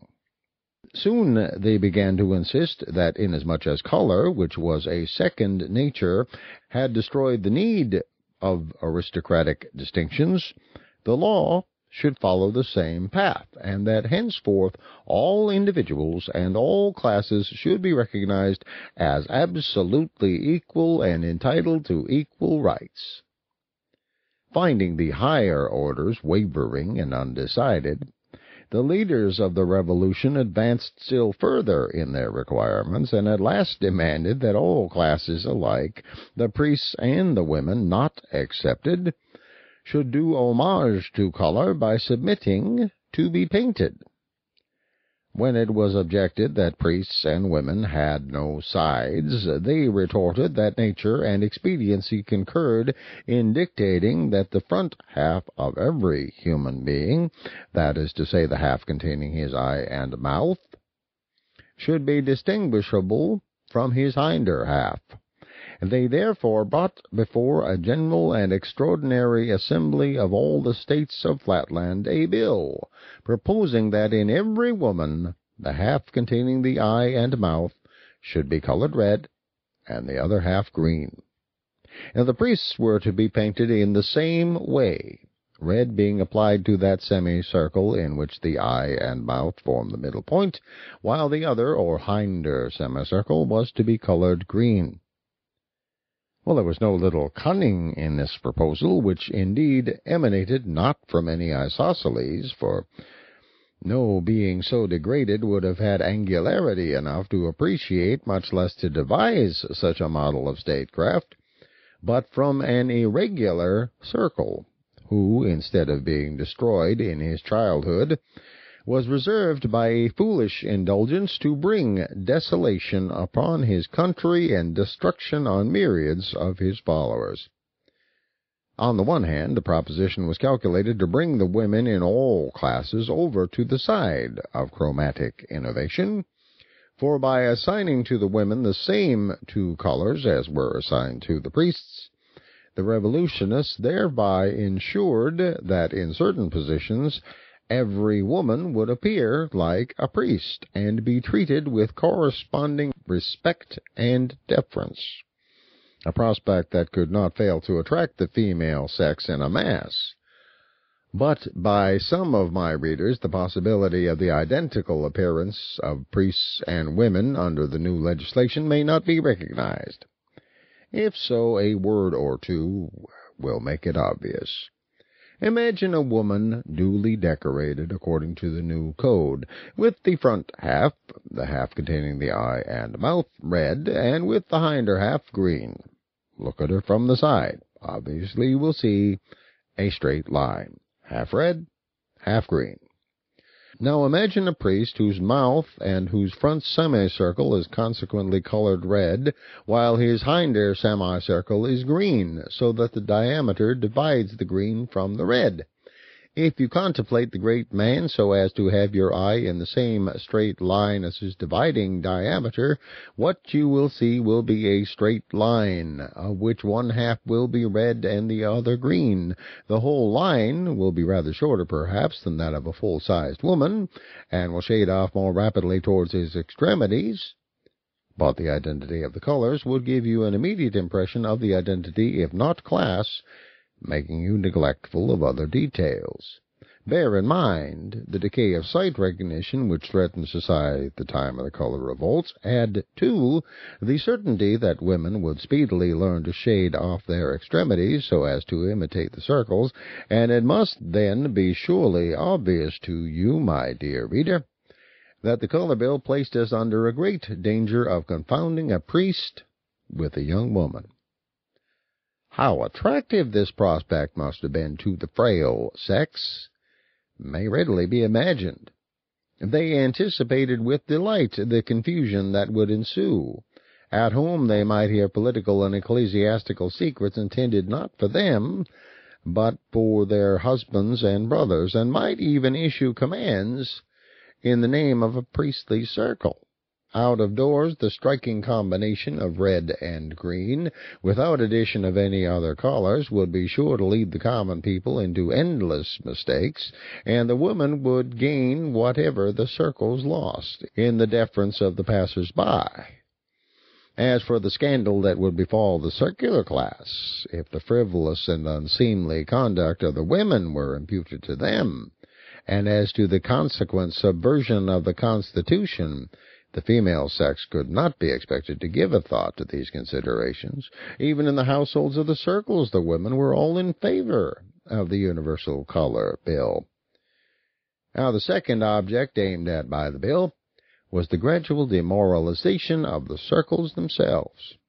In the general intellectual decay, they still preserved their pristine clearness and strength of understanding.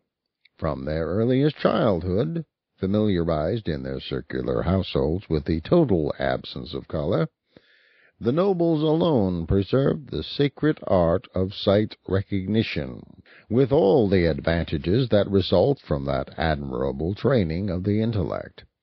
Hence, up to the date of the introduction of the Universal Color Bill, the circles had not only held their own, but even increased their lead of other classes by abstinence from the popular fashion.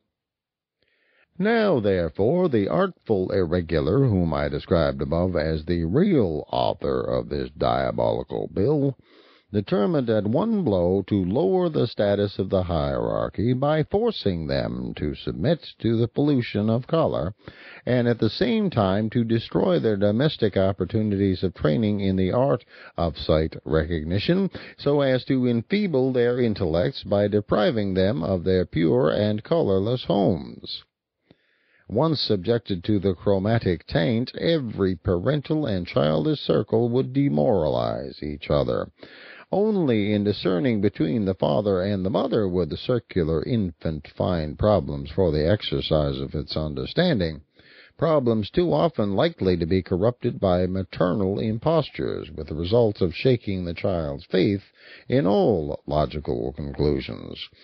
Thus, by degrees, the intellectual luster of the priestly order would wane, and the road would then lie open for a total destruction of all aristocratic legislature for the subversion of our privileged classes. Thus, by degrees, the intellectual luster of the priestly order would wane, and the road would then lie open for a total destruction of all aristocratic legislature and for the subversion of our privileged classes.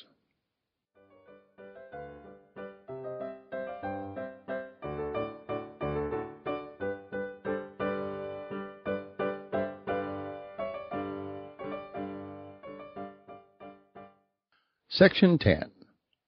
Of the Suppression of the Chromatic Sedition.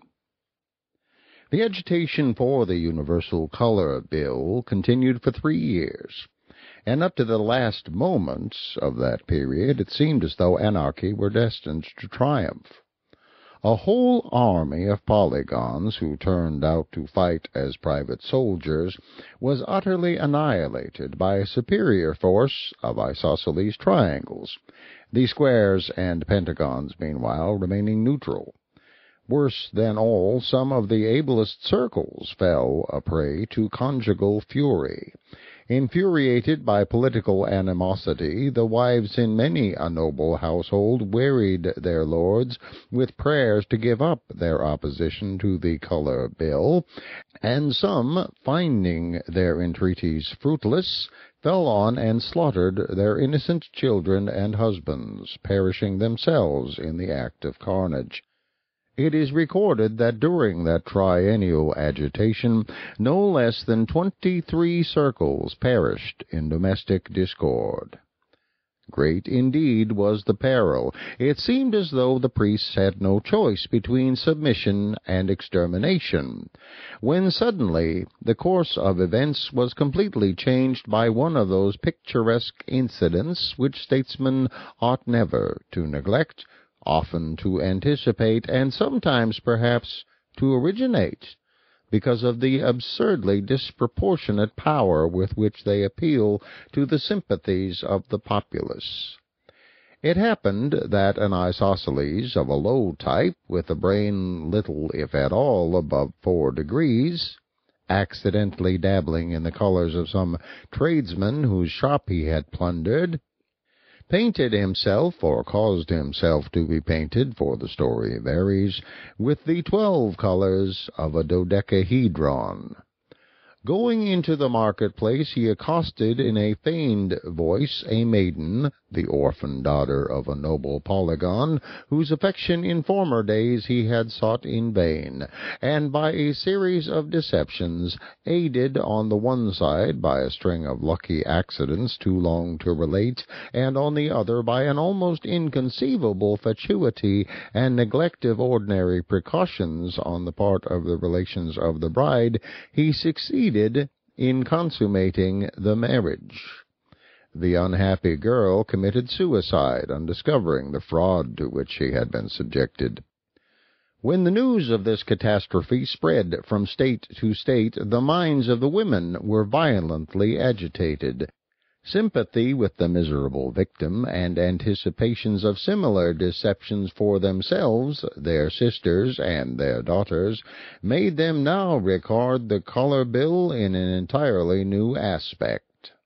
Not a few openly avowed themselves converted to antagonism, and the rest needed only a slight stimulus to make a similar avowal. Seizing this favorable opportunity, the circles hastily convened an extraordinary assembly of the states, and besides the usual guard of convicts, they secured the attendance of a large number of reactionary women. Amidst an unprecedented concourse, the chief circle of those days, by name Pentacyclus, arose to find himself hissed and hooted by 120,000 isosceles. But he secured silence by declaring that henceforth the circles would enter a policy of concession. Yielding to the wishes of the majority, they would accept the color bill. The uproar being at once converted to applause, he invited Chromatistes, the leader of the sedition, into the center of the hall to receive in the name of his followers the submission of the hierarchy. Then followed a speech, a masterpiece of rhetoric, which occupied nearly a day, in the delivery to which no summary can do justice. With a grave appearance of impartiality, he declared that as they were now finally committing themselves to reform or innovation, it was desirable that they should take one last view of the perimeter of the whole subject, its defects as well as its advantages. Gradually introducing the mention of the dangers to the tradesmen, the professional classes, and the gentlemen, he silenced the rising murmurs of the isosceles by reminding them that, in spite of all these defects, he was willing to accept the bill, if it was approved by the majority. But it was manifest that all, except the isosceles, were moved by his words, and were either neutral or averse to the bill. Turning now to the workmen, he asserted that their interests must not be neglected, and that if they intended to accept the color bill, they ought to at least do so with a full view of the consequences. Many of them, he said, were on the point of being admitted to the class of regular triangles. Others anticipated for their children a distinction they could not hope for themselves. That honorable ambition would now have to be sacrificed. With the universal adoption of color, all distinctions would cease. Regularity would be confused with irregularity. Development would give place to retrogression. The workman would, in a few generations, be degraded to the level of the military, or even the convict class. Political power would be in the hands of the greatest number, that is to say, the criminal classes, who are already more numerous than the workmen, and would soon outnumber all the other classes put together, when the usual compensative laws of nature were violated. A subdued murmur of assent ran through the ranks of the artisans, and Chromatistes, in alarm, attempted to step forward and address them. But he found himself encompassed with guards and forced to remain silent, while the chief circle, in a few impassioned words, made a final appeal to the women, exclaiming that, if the color bill passed, no marriage would henceforth be safe, no woman's honor secure. Fraud, deception, hypocrisy would pervade every household. Domestic bliss would share the fate of the Constitution and pass to speedy perdition. Sooner than this, he cried, come death. At these words, which were the preconcerted signal for action, the isosceles convicts fell on and transfixed the wretched Chromatistes. The regular classes, opening their ranks, made way for a band of women who, under direction of the circles, moved, back foremost, invisibly and unerringly upon the unconscious soldiers.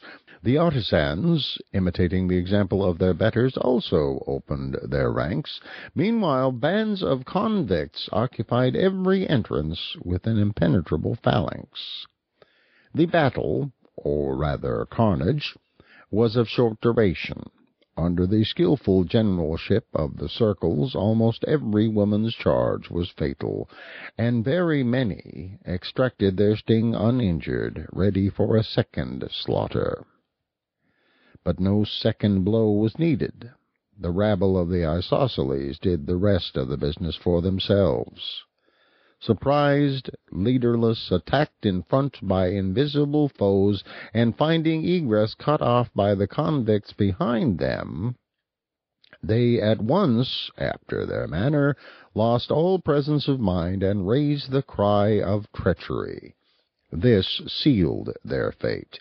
Every isosceles now saw and felt a foe in every other. In half an hour, not one of that vast multitude was living, and the fragments of 70,000 of the criminal class, slain by one another's angles, attested the triumph of order.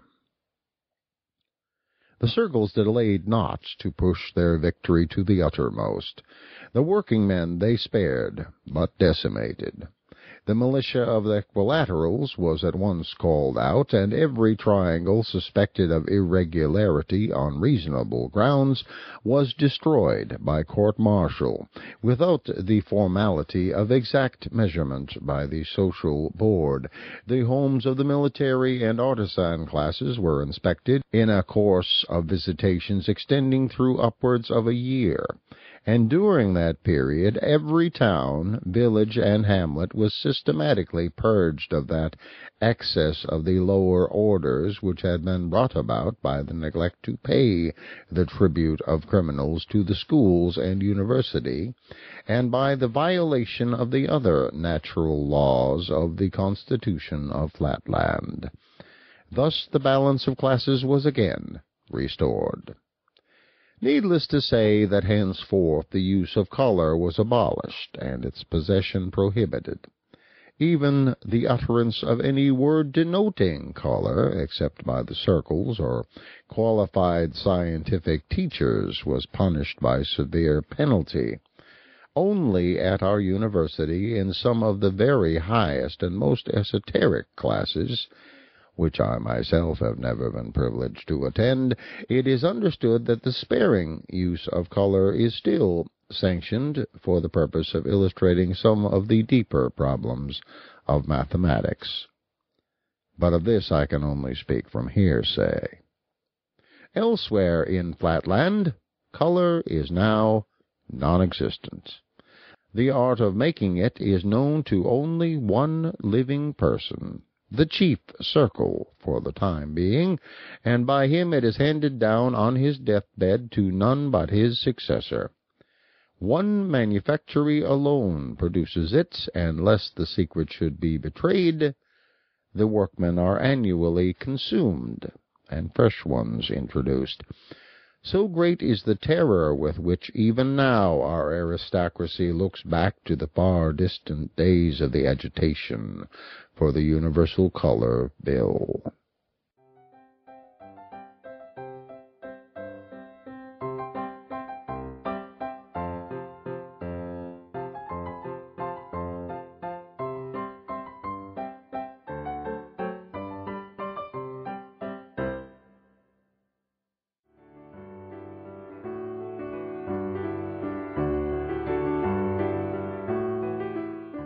Thank you for listening to Flatland, A Romance of Many Dimensions, by A. Square, written here in Spaceland by Edwin Abbott, and read by David Grizzly Smith. Music in these recordings includes Friendly Day from Kevin MacLeod of Incompetech.com. I do hope you'll be kind enough to comment on Audiobooks.com or at GrizzliesGrowls.com. And if you would, please tell others about this book, even if you are an isosceles or a woman. These recordings are released under Creative Commons Attribution, Non-Commercial, No Derivatives 3.0 license.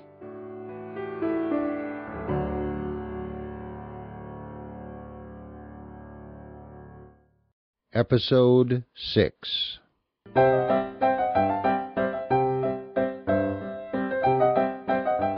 Flatland, A Romance of Many Dimensions, by Edwin Abbott, read by David Grizzly Smith.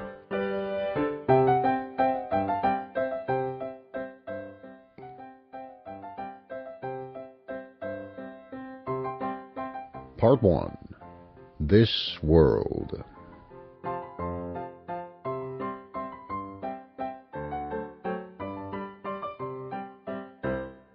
Section 11. Concerning our priests. It is high time that I should pass from these brief and discursive notes about things in Flatland to the central event of this book, my initiation into the mysteries of space. That is my subject. All that has gone before is merely preface. For this reason I must omit many matters of which the explanation would not, I flatter myself, be without interest for my readers, as, for example, our method of propelling and stopping ourselves, although destitute of feet, the means by which we give fixity to structures of wood, stone, or brick, although, of course, we have no hands, nor can we lay foundations as you can, nor avail ourselves of the lateral pressure of the earth. The manner in which the rain originates in the intervals between our various zones, so that the northern regions do not intercept the moisture from falling on the southern. The nature of our hills and mines, our trees and vegetables, our seasons and harvests, our alphabet and method of writing, adapted to our linear tablets. These and 100 other details of our physical existence I must pass over, nor do I mention them now, except to indicate to my readers that their omission proceeds not from forgetfulness on the part of the author, but from his regard for the time of the reader. Yet, before I proceed to my legitimate subject, some few final remarks will no doubt be expected by my readers upon those pillars and mainstays of the Constitution of Flatland, the controllers of our conduct and shapers of our destiny, the objects of our universal homage and almost of adoration. Need I say, I mean our circles, or priests. When I call them priests, let me not be understood as meaning no more than the term denotes with you. With us, our priests are administrators of all business, art, and science, directors of trade, commerce, generalship, architecture, engineering, education, statesmanship, legislature, morality, theology. Doing nothing themselves, they are the causes of everything worth doing that is done by others. Although popularly every one called a circle is deemed a circle, yet among the better educated classes it is known that no circle is really a circle, but only a polygon, with a very large number of very small sides. In proportion to the number of the sides the polygon approximates a circle, and when the number is very great, say for example 300 or 400, it is extremely difficult for the most delicate touch to feel any polygonal angles. Let me say rather it would be difficult, for as I have shown above, recognition by feeling is unknown among the highest society, and to feel a circle would be considered a most audacious insult. This habit of abstention from feeling in the best society enables a circle the more easily to sustain the veil of mystery in which, from his earliest years, he is wont to enwrap the exact nature of his perimeter or circumference. 3 feet being the average perimeter, it follows that, in a polygon of 300 sides, each side will be no more than the 100th part of a foot in length, or little more than the 10th part of an inch. And in a polygon of 600 or 700 sides, the sides are little larger than the diameter of a Spaceland pinhead. It is always assumed by courtesy that the chief circle for the time being has 10,000 sides. The ascent of the posterity of the circles in the social scale is not restricted, as it is among the lower regular classes, by the law of nature, which limits the increase of sides to 1 in each generation. If it were so, the number of sides in a circle would be a mere question of pedigree and arithmetic, and the 497th descendant of an equilateral triangle would necessarily be a polygon with 500 sides, but this is not the case. Nature's law prescribes two antagonistic decrees affecting circular propagation. First, that as the race climbs higher in the scale of development, so development shall proceed at an accelerated pace, and second, that in the same proportion the race shall become less fertile. Consequently, in the home of a polygon of 400 or 500 sides, it is rare to find a son. More than one is never seen. On the other hand, the son of a 500-sided polygon has been known to possess 550 or even 600 sides. Art also steps in to help the process of the higher evolution. Our physicians have discovered that the small and tender sides of an infant polygon of the higher class can be fractured, and his whole frame reset with such exactness that a polygon of 200 or 300 sides sometimes, by no means always, for the process is attended with serious risk, but sometimes overleaps 200 or 300 generations, and as it were doubles at a stroke the number of his progenitors and nobility of his descent. Many a promising child is sacrificed this way. Scarcely 1 out of 10 survives. Yet so strong is the parental ambition among those polygons who are, as it were, on the fringe of the circular class, that it is very rare to find a nobleman of that position in society who has neglected to place his firstborn son in the circular neo-therapeutic gymnasium before he has attained the age of a month. 1 year determines success or failure.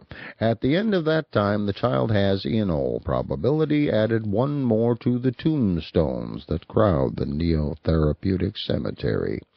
But on rare occasions, a glad procession bears back the little one to his exultant parents, no longer a polygon, but a circle, at least by courtesy, and a single instance of so blessed a result induces multitudes of polygonal parents to submit to similar domestic sacrifices which have a dissimilar issue.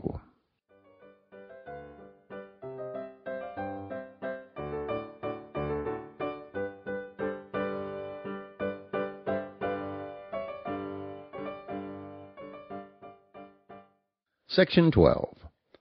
Of the Doctrine of our Priests. As to the doctrine of the circles, it may briefly be summed up in a single maxim: attend to your configuration. Whether political, ecclesiastical, or moral, all their teaching has for its object the improvement of individual and collective configuration, with special reference, of course, to the configuration of the circles to which all other objects are subordinated.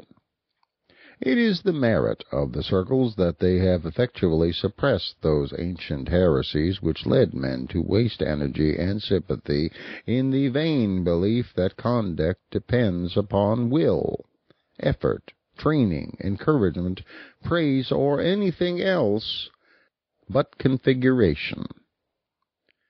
It was Pentacyclus, the illustrious circle mentioned above as the queller of the color revolt, who first convinced mankind that configuration makes the man, that if, for example, you are born an isosceles with 2 uneven sides, you will assuredly go wrong unless you have them made even, for which purpose you must go to the isosceles hospital.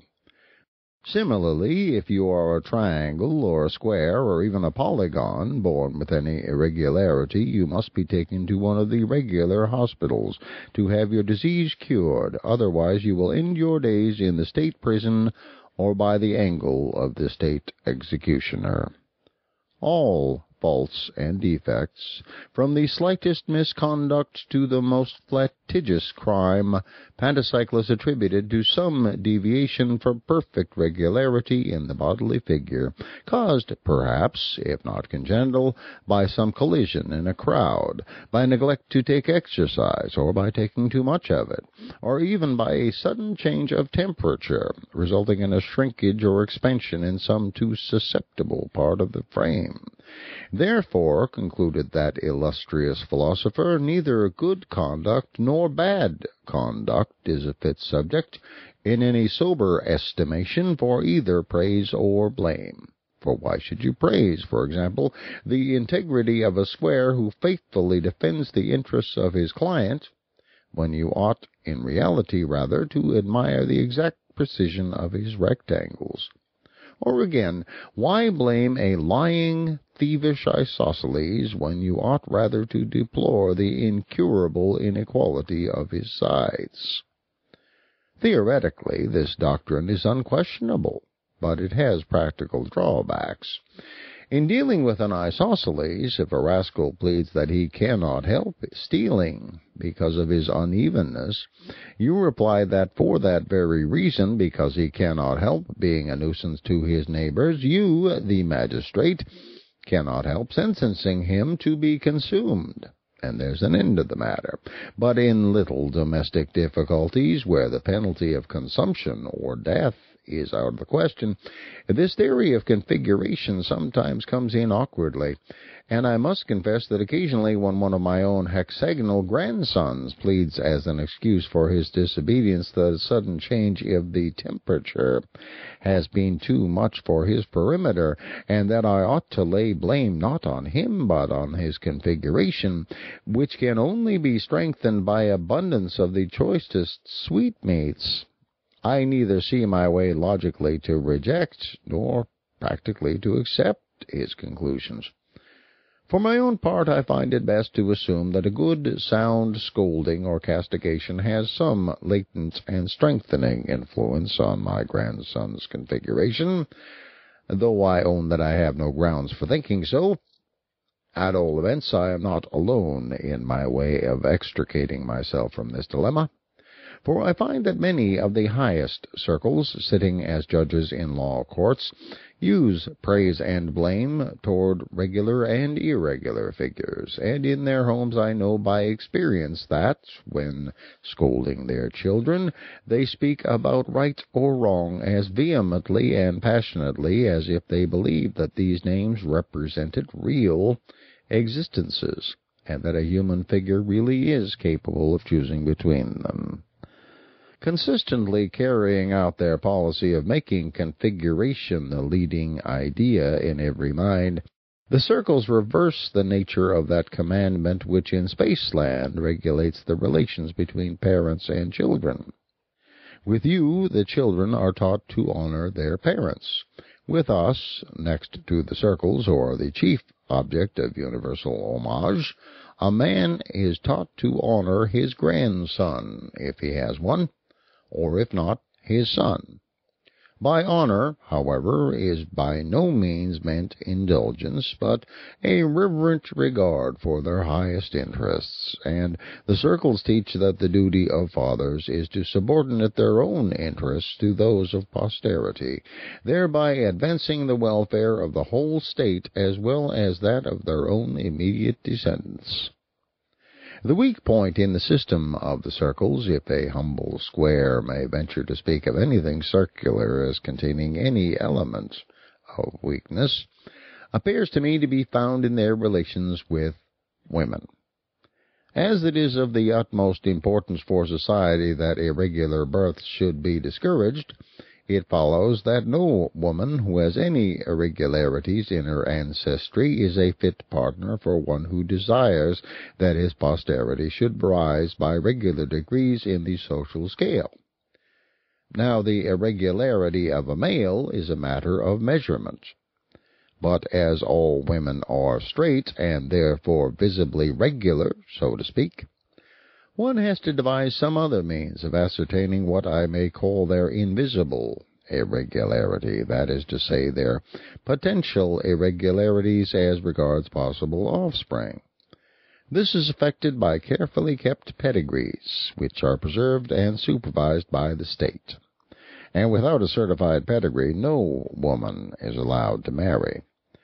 Now, it might have been supposed that a circle, proud of his ancestry and regardful for a posterity which might possibly issue hereafter in a chief circle, would be more careful than any other to choose a wife who had no blot on her escutcheon. But it is not so. The care in choosing a regular wife appears to diminish as one rises in the social scale. Nothing would induce an aspiring isosceles who had hopes of generating an equilateral son to take a wife who reckoned a single irregularity among her ancestors. A square or pentagon who is confident that his family is steadily on the rise does not inquire above the 500th generation. A hexagon or dodecahedron is even more careless of his wife's pedigree, but a circle has been known deliberately to take a wife who has had an irregular great-grandfather, and all because of some slight superiority of luster or because of the charms of a low voice, which, with us, even more than with you, is thought an excellent thing in a woman. Such ill-judged marriages are, as might be expected, barren, if they do not result in positive irregularity or in diminution of sides, but none of these evils have hitherto proved sufficiently deterrent. The loss of a few sides in a highly developed polygon is not easily noticed, and is sometimes compensated by a successful operation in the neo-therapeutic gymnasium, as I have described above. And the circles are too much disposed to acquiesce in fecundity as a law of superior development. Yet if this evil be not arrested, the gradual diminution of the circular class may soon become more rapid, and the time may be not far distant when the race being no longer able to produce a chief circle, the constitution of Flatland must fall.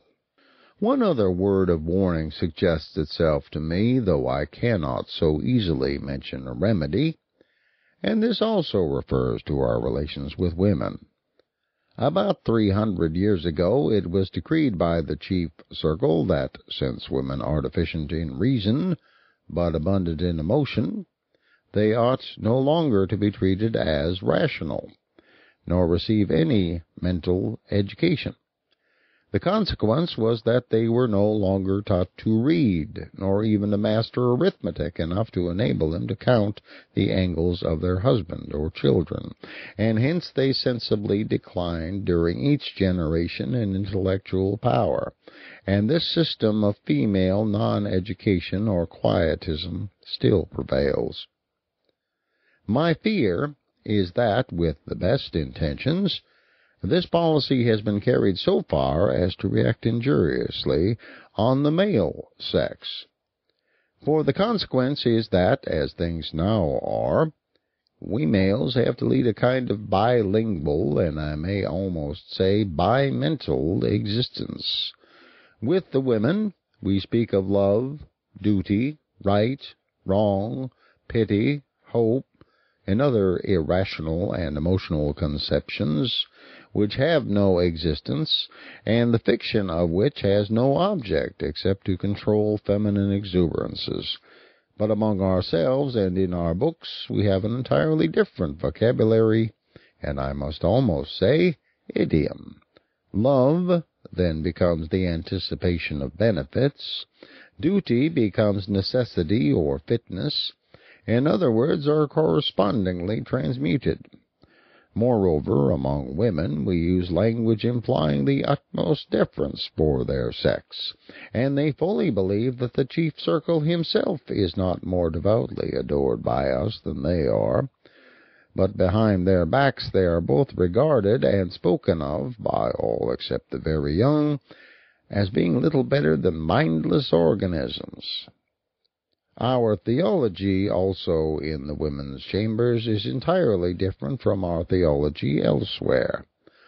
Now, my humble fear is that this double training, in language as well as in thought, imposes somewhat too heavy a burden upon the young, especially when, at the age of 3 years old, they are taken from the maternal care and taught to unlearn the old language except for purpose of repeating it in the presence of their mothers and nurses, and to learn the vocabulary and idiom of science.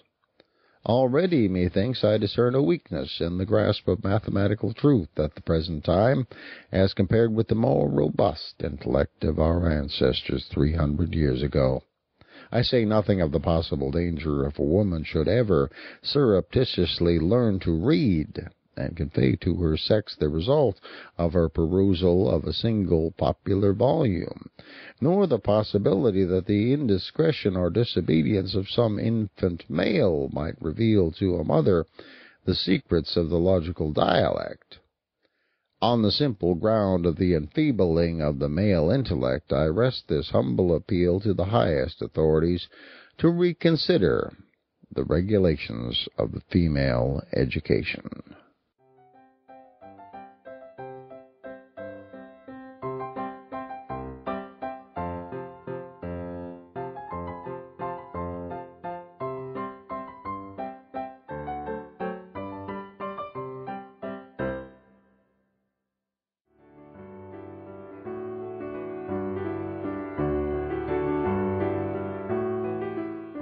Thank you for listening to Flatland, A Romance of Many Dimensions, by A. Square, written here in Spaceland by Edwin Abbott, and read by David Grizzly Smith. Music in these recordings includes Friendly Day from Kevin MacLeod of Incompetech.com. I do hope you'll be kind enough to comment on Audiobooks.com or at GrizzliesGrowls.com. And if you would, please tell others about this book, even if you are an isosceles or a woman. These recordings are released under Creative Commons Attribution, Non-Commercial, No Derivatives 3.0 license.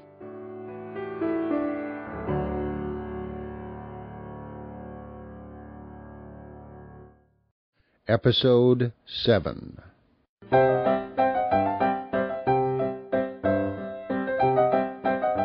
Flatland, A Romance of Many Dimensions, by Edwin Abbott, read by David Grizzly Smith.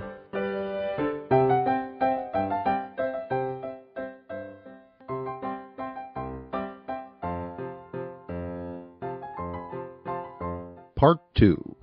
Other Worlds. Section 13. How I Had a Vision of Lineland. It was the last day but one of the 1999th year of our era, and the first day of the long vacation. Having amused myself till a late hour with my favorite recreation of geometry, I had retired to rest with an unsolved problem in my mind. In the night, I had a dream. I saw before me a vast multitude of small, straight lines, which I naturally assumed to be women, interspersed with other beings still smaller, and of the nature of lustrous points, all moving to and fro in one and the same straight line, and as nearly as I could judge, with the same velocity. A noise of confused, multitudinous chirping or twittering issued from them at intervals as long as they were moving, but sometimes they ceased from motion, and then all was silence. Approaching one of the largest of what I thought to be women, I accosted her, but received no answer. A second and third appeal on my part were equally ineffectual. Losing patience at what appeared to me intolerable rudeness, I brought my mouth into a position full in front of her mouth so as to intercept her motion, and loudly repeated my question. "Woman, what signifies this concourse, and this strange and confused chirping, and this monotonous motion to and fro in one and the same straight line?" "I'm no woman," replied the small line. "I am the monarch of the world. But thou, whence intrudest thou into my realm of Lineland?" Receiving this abrupt reply, I begged pardon if I had in any way startled or molested His Royal Highness, and describing myself as a stranger, I besought the king to give me some account of his dominions. But I had the greatest possible difficulty in obtaining any information on points that really interested me, for the monarch could not refrain from constantly assuming that whatever was familiar to him must also be known to me, and that I was simulating ignorance in jest. However, by persevering questions, I elicited the following facts. It seems that this poor ignorant monarch, as he called himself, was persuaded that the straight line which he called his kingdom, and in which he passed his existence, constituted the whole of the world, and indeed the whole of space. Not being able either to move or to see, save in his straight line, he had no conception of anything out of it. Though he had heard my voice when I first addressed him, the sounds came to him in a manner so contrary to his experience that he had made no answer, seeing no man, as he expressed it, and hearing a voice as it were from my own intestines. Until the moment when I placed my mouth in his world, he had neither seen me nor heard anything except confused sounds beating against what I called his side, but what he called his inside, or stomach. Nor had he even now the least conception of the region from which I had come. Outside his world, or line, all was blank to him, and nay, not even a blank, for a blank implies space. Say, rather, all was non-existent. His subjects, of whom the small lines were men, and the points women, were all alike confined in motion and eyesight to that single straight line, which was their world. It need scarcely be added that the whole of their horizon was limited to a point, nor could anyone ever see anything but a point. Man, woman, child, thing, each was a point to the eye of the Linelander. Only by the sound of the voice could sex or age be distinguished. Moreover, as each individual occupied the whole of the narrow path, so to speak, which constituted his universe, no one could move to the right or left to make way for passers-by, and it followed that no Linelander could ever pass another. Once neighbors, always neighbors. Neighborhood with them was like marriage with us. Neighbors remained neighbors till death did them part. Such a life, with all vision limited to a point, and all motion to a straight line, seemed to me inexpressibly dreary, and I was surprised to note the vivacity and cheerfulness of the king. Wondering whether it was possible, amid circumstances so unfavorable to domestic relations, to enjoy the pleasures of conjugal union, I hesitated for some time to question His Royal Highness on so delicate a subject, but at last I plunged into it by abruptly inquiring as to the health of his family. "My wives and children," he replied, "are well and happy." Staggered at this answer, for in the immediate proximity of the monarch, as I had noted in my dream before I entered Lineland, there were none but men, I ventured to reply, "Well, pardon me, but I cannot imagine how your Royal Highness can at any time either see or approach their Majesties, when there are at least half a dozen intervening individuals whom you can neither see through nor pass by. Is it possible that in Lineland proximity is not necessary for marriage and for the generation of children?" "Well, how can you ask so absurd a question?" replied the monarch. "If it were indeed as you suggest, the universe would soon be depopulated. No, neighborhood is needless for the union of hearts, and the birth of children is too important a matter to have been allowed to depend upon such an accident as proximity. You cannot be ignorant of this. Yet since you are pleased to affect ignorance, I will instruct you as if you were the veriest baby in Lineland. Know, then, that marriages are consummated by means of the faculty of sound and the sense of hearing. You are, of course, aware that every man has two mouths or voices, as well as two eyes, a bass at one and a tenor at the other of his extremities. I should not mention this, but that I have been unable to distinguish your tenor in the course of our conversation." I replied that I had but one voice, and that I had not been aware that His Royal Highness had two. Well, that confirms my impression, said the king, that you are not a man, but a feminine monstrosity with a bass voice and an utterly uneducated ear. But to continue. Nature herself having ordained that every man should wed 2 wives. Why 2? Asked I. Well, you carry your affected simplicity too far, he cried. How can there be a completely harmonious union without the combination of the 4 in 1? The bass and the tenor of the man, and the soprano and contralto of the 2 women. But supposing, said I, that a man should prefer 1 wife, or 3? It's impossible. It is as inconceivable that 2 and 1 should make 5, or that the human eye should see a straight line. I would have interrupted him, but he proceeded as follows.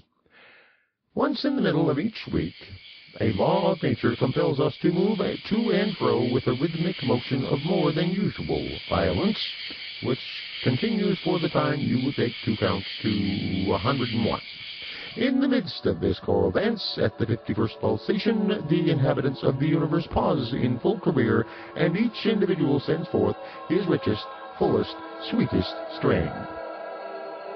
It is in this decisive moment that all our marriages are made. So exquisite is the adaptation of bass to treble, of tenor to contralto, that ofttimes the loved ones, though 20,000 leagues away, recognize at once the responsive note of their destined lover, and penetrating the paltry obstacles of distance, love unites the 3. The marriage in that instant consummated results in a 3-fold male and female offspring, which takes its place in Lineland. What? Always 3-fold? Said I. Must 1 wife then always have twins? A bass-voiced monstrosity, yes, replied the king. How else could the balance of sexes be maintained if 2 girls were not born for every boy? Would you ignore the very alphabet of nature? He ceased, speechless for fury, and some time elapsed before I could induce him to resume his narrative. You will not, of course, suppose that every bachelor among us finds his mates at the first wooing in this universal marriage chorus. On the contrary, the process is by most of us many times repeated. Few are the hearts whose happy lot it is at once to recognize in each other's voices the partner intended for them by Providence, and to fly into a reciprocal and perfectly harmonious embrace. With most of us the courtship is of long duration. The wooers' voices may perhaps accord with 1 of the future wives, but not with both, or not at first with either, or the soprano and contralto may not quite harmonize. In such cases, nature has provided that every weekly chorus shall bring the 3 lovers into closer harmony. Each trial of voice, each fresh discovery of discord, almost imperceptibly induces the less perfect to modify his or her vocal utterance so as to approximate to the more perfect. And after many trials and many approximations, the result is at last achieved. There comes a day at last, when, while the wanted marriage chorus goes forth from universal Lineland, the 3 far-off lovers suddenly find themselves in exact harmony, and before they are aware, the wedded triplet is wrapped vocally into a duplicate embrace, and nature rejoices over 1 more marriage and over 3 more births.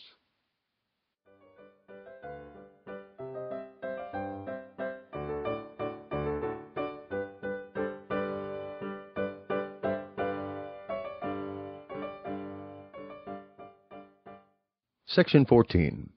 How I vainly tried to explain the nature of Flatland. Thinking that it was time to bring down the monarch from his raptures to the level of common sense, I determined to endeavor to open up to him some glimpses of the truth, that is to say, of the nature of things in Flatland. So I began thus. How does your Royal Highness distinguish the shapes and positions of his subjects? I, for my part, noticed by the sense of sight, before I entered your kingdom, that some of your people are lines, and others points, and that some of the lines are larger. You speak of an impossibility, interrupted the king. You must have seen a vision, for to detect the difference between a line and a point by the sense of sight is, as everyone knows, in the nature of things impossible. But it can be detected by the sense of hearing, and by the same means my shape can be exactly ascertained. Behold me, I am a line, the longest in Lineland, over 6 inches of space. Of length, I ventured to suggest. Full space is length. interrupt me again, and I have done.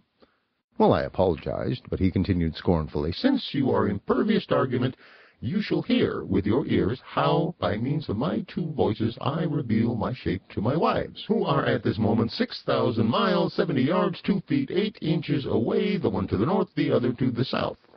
Listen, I call to them. He chirruped, and then complacently continued, My wives at this moment receiving the sound of one of my voices closely followed by the other, and perceiving that the latter reaches them after an interval in which sound can traverse 6.457 inches, infer that one of my mouths is 6.457 inches further from them than the other, and accordingly know my shape to be 6.457 inches.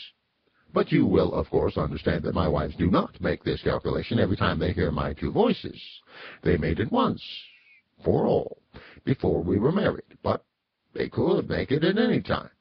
And in the same way I can estimate the shape of any of my male subjects by the sense of sound. But how, said I, if a man feigns a woman's voice with one of his two voices, or so disguises his southern voice that it cannot be recognized as the echo of the northern? May not such deceptions cause great inconvenience? And have you no means of checking frauds of this kind by commanding your neighboring subjects to feel one another? This, of course, was a very stupid question, for feeling could not have answered the purpose, but I asked with the view of irritating the monarch, and I succeeded perfectly. What? Explain your meaning. Feel, touch, come into contact, I replied. Well, if you mean by feeling, said the king, approaching so close as to leave no space between two individuals, know, stranger, that this offense is punishable in my dominions by death. And the reason is obvious.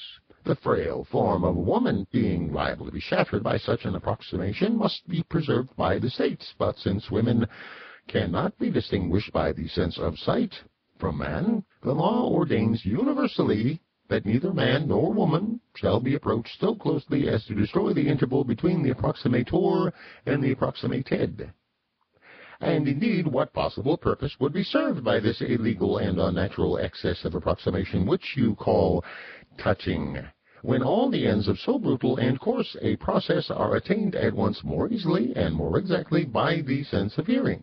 As to your suggested danger of deception, it is non-existent, for the voice, being the essence of one's being, cannot be thus changed at will. But come, suppose I had the power of passing through solid things, so that I could penetrate my subjects one after another, even to the number of 1,000,000,000, verifying the size and distance of each by this sense of feeling. How much time and energy would be wasted in this clumsy and inaccurate method? Whereas now, in one moment of audition, I take as it were the census and statistics, local, corporal, mental, and spiritual, of every living being in Lineland. Hark! Only hark! So saying, he paused and listened, as if in an ecstasy, to a sound which seemed to me no better than a tiny chirping from an innumerable multitude of Lilliputian grasshoppers. Truly, replied I, your sense of hearing serves you in good stead, and fills up many of your deficiencies. But permit me to point out that your life in Lineland must be deplorably dull. To see nothing but a point, not even to be able to contemplate a straight line, nay, not even to know what a straight line is, to see, yet to be cut off from those linear prospects which are vouchsafed to us in Flatland. Better surely to have no sense of sight at all than to see so little. I grant you I have not your discriminative faculty of hearing, for the concert of all Lineland which gives you such intense pleasure is to me no better than a multitudinous twittering or chirping, but at least I can discern by sight a line from a point. And let me prove it. Just before I came into your kingdom, I saw you dance from left to right, and then from right to left, with 7 men and a woman in your immediate proximity on the left, and 8 men and 2 women on your right. Is that not correct? Well, it is correct, so far as numbers and sexes are concerned, though I know not what you mean by right and left, but I deny you saw these things, for how could you see the line, that is to say, the inside of any man? But you must have heard these things, and then dreamed that you saw them. And let me ask what you mean by those words, left and right. I suppose it is your way of saying northward and southward. Not so, replied I. Besides your motion of northward and southward, there is another motion which I call from right to left. Exhibit to me, if you please, this motion from left to right. Nay, that I cannot do unless you could step out of the line altogether. Out of my line? Do you mean out of the world, out of space? Well, yes, out of your world, out of your space, for your space is not the true space. A true space is a plane, but your space is only a line. Well, if you cannot indicate this motion from left to right by yourself moving in it, then I beg you to describe it to me in words. Well, if you cannot tell your right side from my left, I fear that no words of mine can make my meaning clear to you, but surely you cannot be ignorant of so simple a distinction. I do not in the least understand you. Alas, how shall I make it clear? When you move straight on, does it not sometimes occur to you that you could move in some other way, turning your eye round so as to look in the direction towards which your side is now fronting? In other words, instead of always moving in the direction of one of your extremities, do you never feel the desire to move in the direction, so to speak, of your side? Well, never. What do you mean? How can a man's inside front any direction? Or how can a man move in the direction of his inside? Well, then, since words cannot explain the matter, I will try deeds, and will move gradually out of Lineland in the direction which I desire to indicate to you. At the word, I began to move my body out of Lineland. As long as any part of me remained in his dominion and in his view, the king kept exclaiming, I see you. I see you still. You're not moving. But when I had at last moved myself out of his line, he cried in his shrillest voice, She's vanished! She's dead! I'm not dead, replied I. I am simply out of Lineland. That is to say, out of the straight line which you call space, and in true space, where I can see things as they are. And at this moment I can see your line, or side, or inside, as you are pleased to call it, and I can also see the men and women on the north and the south of you, whom I will now enumerate, describing their order, their size, and their interval between each. Well, when I had done this, at great length I cried triumphantly, Does this at last convince you? And with that, I once more entered Lineland, taking up the same position as before. But the monarch replied, Well, if you are a man of sense, though as you appear to have only one voice, I have little doubt you are not a man, but a woman. But if you had a particle of sense, you would listen to reason. You asked me to believe that there is another line besides that which my senses indicate, another motion besides that of which I am daily conscious. I, in return, ask you to describe in words or indicate by motion that other line of which you speak. Instead of moving, you merely exercise some magic art of vanishing and returning to sight. And instead of any lucid description of your new world, you simply tell me the numbers and sizes of some 40 of my retinue, facts known to any child in the capital. Can anything be more irrational or audacious? Acknowledge your folly and depart my dominions. Furious at his perversity, and especially indignant that he professed to be ignorant of my sex, I retorted in no measured terms, Besotted being, you think yourself the perfection of existence, while you are in reality the most imperfect and imbecile. You profess to see, whereas you can see nothing but a point. You plume yourself on inferring the existence of a straight line, but I can see straight lines, and infer the existence of angles, triangles, squares, pentagons, hexagons, and even circles. I mean, why waste more words? Suffice it that I am the completion of your incomplete self. You are a line. I am a line of lines, called in my country a square. And even I, infinitely superior though I am to you, am of little account among the great nobles of Flatland, whence I have come to visit you, in the hope of enlightening your ignorance. Well, hearing these words, the king advanced toward me with a menacing cry as if to pierce me through the diagonal, and in that same moment there arose from myriads of his subjects a multitudinous war cry, increasing in vehemence till at last methought it rivaled the roar of an army of 100,000 isosceles and the artillery of 1,000 pentagons. Spellbound and motionless, I could neither speak nor move to avert the impending destruction, and still the noise grew louder, and the king came closer, when I awoke to find the breakfast bell recalling me to the realities of Flatland.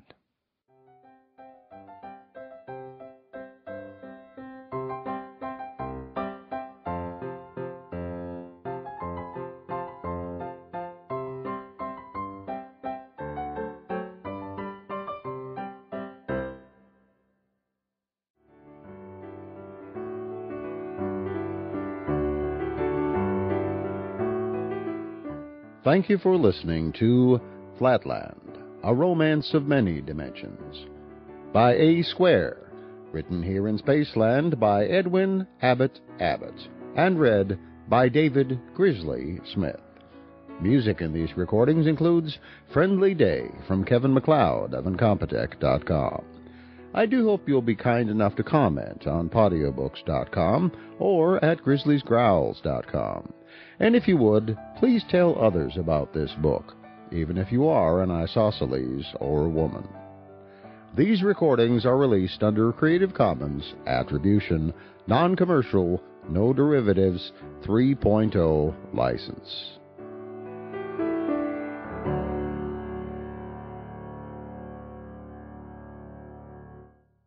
Episode 8.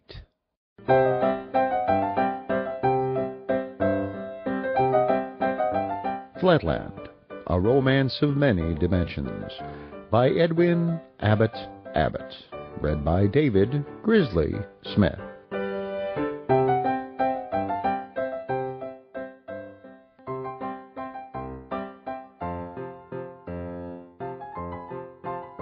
Part 2, Other Worlds.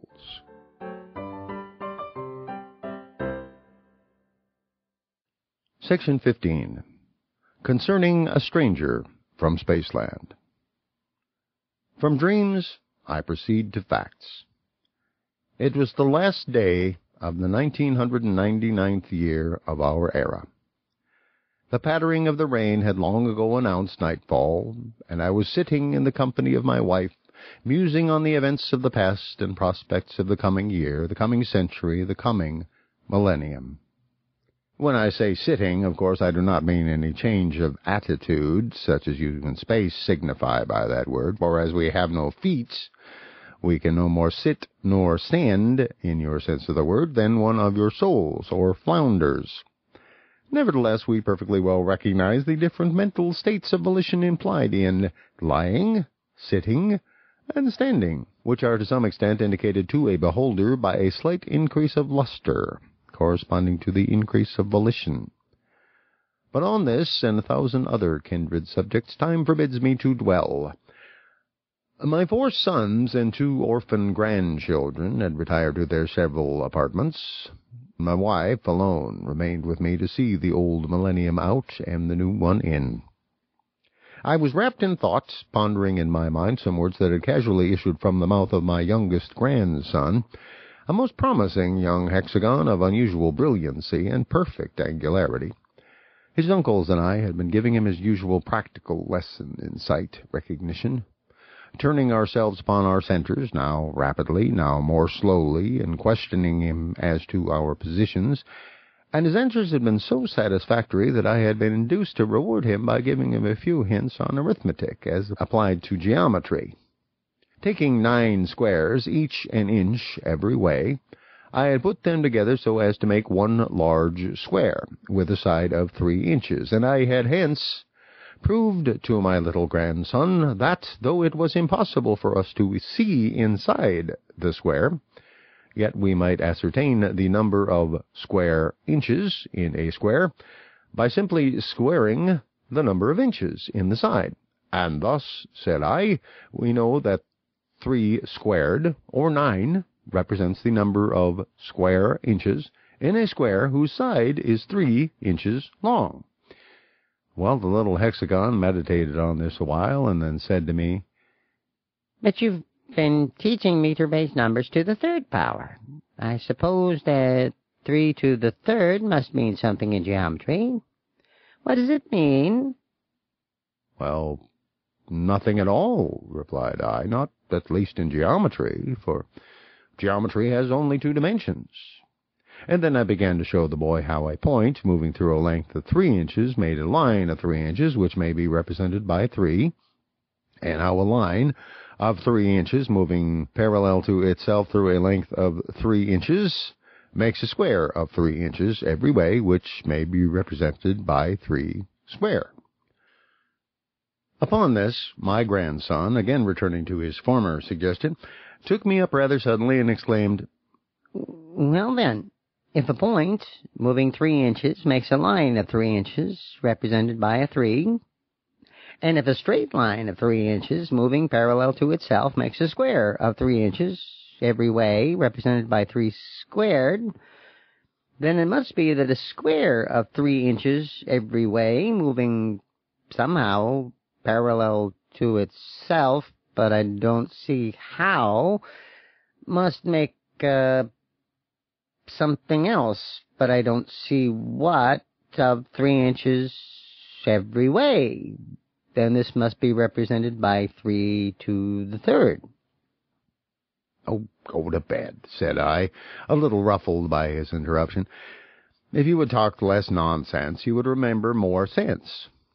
So my grandson had disappeared in disgrace, and there I sat by my wife's side, endeavoring to form a retrospect of the year 1999 and of the possibilities of the year 2000, but not quite able to shake off the thoughts suggested by the prattle of my bright little hexagon. Only a few sands now remained in the half-hour glass. Rousing myself from my reverie, I turned the glass northward for the last time in the old millennium, and in the act I exclaimed aloud, "That boy is a fool." Well, straightway I became conscious of a presence in the room, a chilling breath thrilling through my very being. "He is no such thing," cried my wife. "and you are breaking the commandments and thus dishonoring your own grandson." But I took no notice of her. Looking round in every direction, I could see nothing, yet I still felt a presence, and shivered as the cold whisper came again. I started up. "What's the matter?" said my wife. "There is no draft. What are you looking for? There's nothing." Well, there was nothing, and I resumed my seat again. "The boy's a fool, I say. 3 to the third can have no meaning in geometry." Well, at once there came a distinctly audible reply. "The boy is not a fool, and 3 to the third has an obvious geometrical meaning." Well, my wife, as well as myself, heard the words, although she did not understand their meaning, and both of us sprang forward in the direction of the sound. What was our horror when we saw before us a figure? At first glance it appeared to be a woman, seen sideways, but a moment's observation showed me that the extremities passed into dimness too rapidly to represent one of the female sex. And I should have thought it was a circle, only that it seemed to change its size in a manner impossible for a circle or any regular figure of which I had experience. But my wife had not my experience, nor the coolness necessary to note these characteristics. With the usual hastiness and unreasoning jealousy of her sex, she flew at once to the conclusion that a woman had entered the house through some small aperture. "How comes this person here?" she exclaimed. "You promised me, my dear, that there should be no ventilators in our new house." "Nor are there any," said I. "But what makes you think this stranger is a woman? I see by my power of sight recognition." "Oh, I have no patience with your sight recognition," replied she. "Feeling is believing, and a straight line to the touch is worth a circle to the sight." 2 proverbs very common with the frailer sex in Flatland. "Well," said I, for I was afraid of irritating her, "if it must be so, demand an introduction." Assuming her most gracious manner, my wife advanced toward the stranger. "Permit me, madame, to feel and be felt by," and then suddenly recoiling. Oh, it is not a woman, and there are no angles either, nor a trace of one. Can it be that I have so misbehaved to a perfect circle? I am, indeed, in a certain sense, a circle, replied the voice. And a more perfect circle than any in Flatland. But to speak more accurately, I am many circles in one. Then he added more mildly, I have a message, dear madam, to your husband, which I must not deliver in your presence, and if you would suffer us to retire for a few minutes. But my wife would not listen to the proposal that our august visitor should so incommode himself, and assuring the circle that the hour for her own retirement had long passed, with many reiterated apologies for her recent indiscretion, she at last retreated to her apartment. I glanced at the half-hour glass. The last sands had fallen. The second millennium had begun.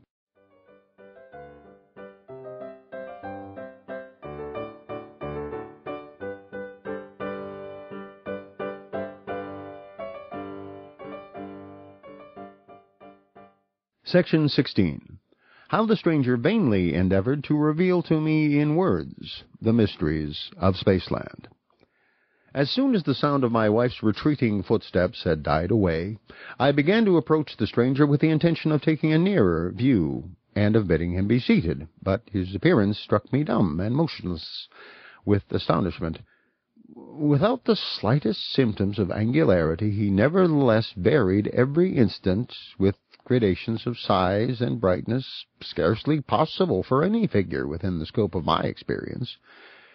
The thought flashed across me that I might have before me a burglar, or a cutthroat, or some monstrous irregular isosceles who, by feigning the voice of a circle, had obtained admission somehow into the house, and was now preparing to stab me with his acute angle. In the sitting-room, the absence of fog, and the season happened to be remarkably dry, made it difficult for me to trust to sight recognition, especially at the short distance at which I was standing. Desperate with fear, I rushed forward with an unceremonious, "You must permit me, sir," and felt him. My wife was right. There was not the trace of an angle, nor not the slightest roughness or inequality. Never in my life had I met with a more perfect circle. He remained motionless while I walked round him, beginning from his eye and returning to it again. Circular he was throughout, a perfectly satisfactory circle. There could not be a doubt of it.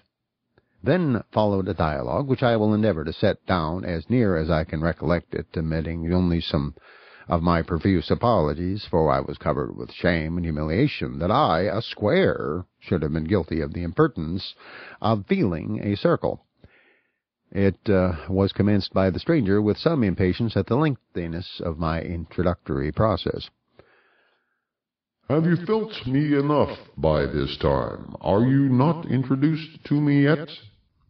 Most illustrious sir, excuse my awkwardness, which arises not from ignorance of the usages of polite society, but from a little surprise and nervousness consequent on this somewhat unexpected visit.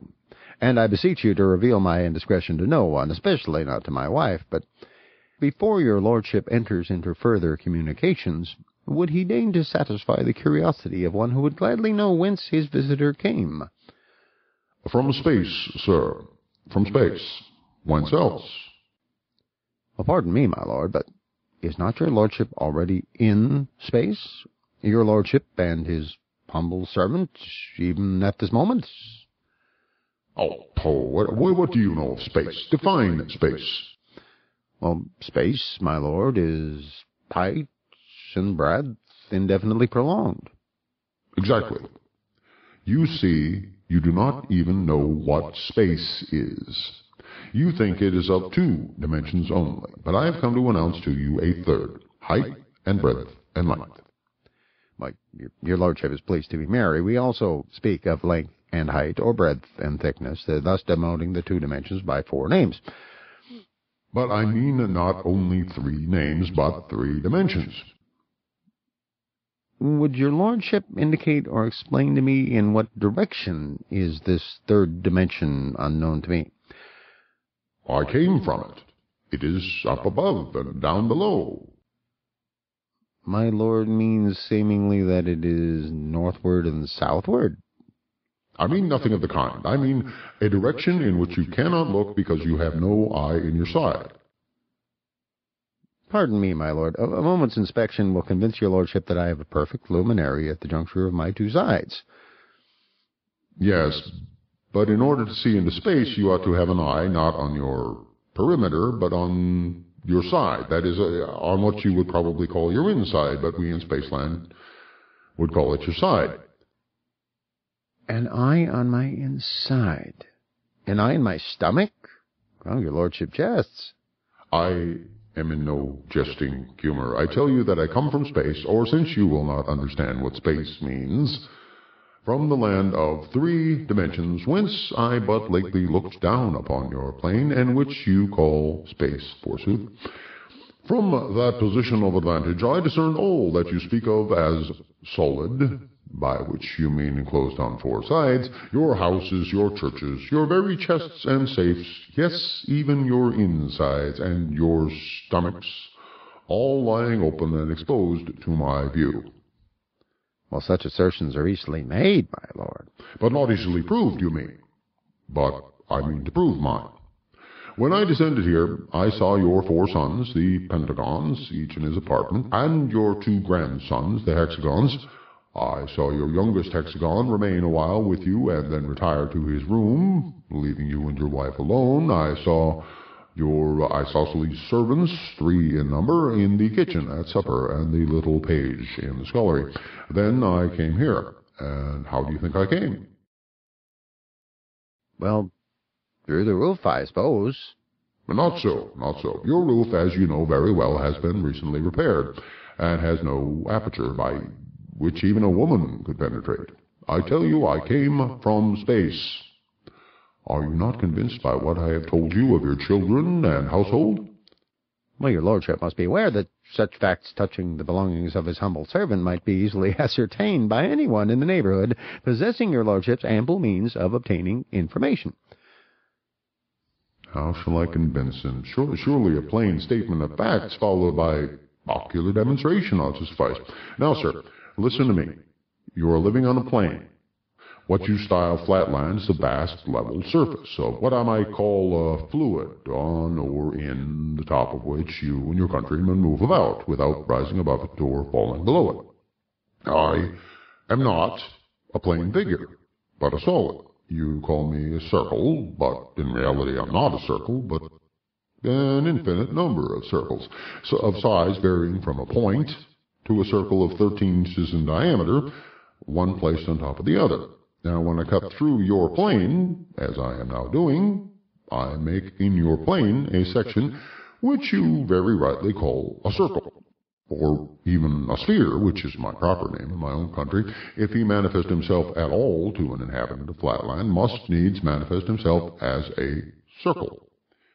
Do you not remember, for I, who see all things, discerned last night the phantasmal vision of Lineland written upon your brain? Do you not remember, I say, how, when you entered the realm of Lineland, you were compelled to manifest yourself to the kings not as a square, but as a line, because the linear realm had not dimensions enough to represent the whole of you, but only a slice or a section of you. In precisely the same way, your country of 2 dimensions is not spacious enough to represent me, a being of 3, but can only exhibit a slice or a section of me, which is what you call a circle.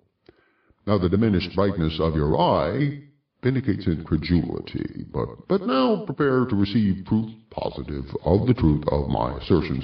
You cannot indeed see more than one of my sections or circles at a time, for you have no power to raise your eye out of the plane of Flatland. But you can at least see that as I rise in space, so my section becomes smaller. See? Now I will rise. And the effect upon your eye will be that in my circle will become smaller and smaller till it dwindles to a point and finally vanishes. Well, there was no rising that I could see, but he diminished and finally vanished. I winked once or twice to make sure that I was not dreaming, but it was no dream, for from the depths of nowhere came forth a hollow voice, close to my heart, it seemed. Am I quite gone? Are you convinced now? Well, now I will gradually return to Flatland, and you shall see my section become larger and larger. Every reader in Spaceland will easily understand that my mysterious guest was speaking the language of truth, and even of simplicity. But to me, proficient though I was in Flatland mathematics, it was by no means a simple matter. The rough diagram given herewith will make it clear to any Spaceland child that the sphere, ascending in 3 positions indicated here, that must needs have manifested itself to me, or to any Flatlander, as a circle. First is full-size, then small, at last very small indeed, then approaching to a point. But to me, although I saw the facts before me, the causes were as dark as ever. All that I could comprehend was that the circle had made himself smaller and vanished, and that he now reappeared and was rapidly making himself larger. When he had regained his original size, he heaved a deep sigh, for he perceived by my silence that I had altogether failed to comprehend him, and indeed I was now inclining to the belief that he must be no circle at all, but some extremely clever juggler, or else that the old wives' tales were true, and that, after all, there were such people as enchanters and magicians. Well, after a long pause, he muttered to himself, "One resource alone remains. If I am not to resort to action, I must try the method of analogy." Well, then followed a still longer silence, after which he continued our dialogue. "Well, tell me, Mr. Mathematician, if a point moves northward, leaves a luminous wake, what name would you give to the wake?" "Oh, a straight line." "And a straight line has how many extremities?" "2. Now, conceive the northward straight line moving parallel to itself, east and west, so that every point in it leaves behind it the wake of a straight line. What name would you give to the figure thereby formed? We will suppose that it moves through a distance equal to the original straight line. What name, I said? "A square." "And how many sides has a square? And how many angles?" 4 sides, 4 angles. Now stretch your imagination a little, and conceive a square in Flatland moving parallel to itself, upward. What, northward? No, not northward. Upward, out of Flatland altogether. If it moved northward, the southern points in the square would have to move through positions previously occupied by the northern points, but that's not my meaning. I mean that every point in you, for you are a square, and will serve for the purpose of my illustration, every point in you, that is to say in what you call your inside, is to pass upwards through space in such a way that no point shall pass through the position previously occupied by any other point, but each point shall describe a straight line of its own. This is all in accordance with analogy. Surely it must be clear to you." Restraining my impatience, for I was now under a strong temptation to rush blindly at my visitor and to precipitate him into space and out of Flatland anywhere so that I could get rid of him, I replied, "And what may be the nature of the figure which I am to shape out by this motion which you are pleased to denote by the word upward? I presume it is describable in the language of Flatland." "Oh, certainly. It's all plain and simple, and in strict accordance with analogy, only, by the way, you must not speak of the results as being a figure, but as a solid. But I will describe it to you, or rather, not I, but analogy. We begin with a single point, which, of course, it being itself a point, only has one terminal point. One point producing a line with 2 terminal points. One line producing a square with 4 terminal points. Now you can give yourself the answer to your own question. 1, 2, 4 are evidently in geometrical progression. What's the next number? 8. Exactly. The one square produces something which you do not as yet know a name for, but which we call a cube with 8 terminal points. Now are you convinced? And has this creature sides as well as angles, or what you call terminal points? Well, of course, and all according to analogy. But by the way, not what you call sides, but what we call sides. You would call them solids. And how many solids or sides will appertain to this being who I am to generate by the motion of my inside in an upward direction, and whom you would call a cube?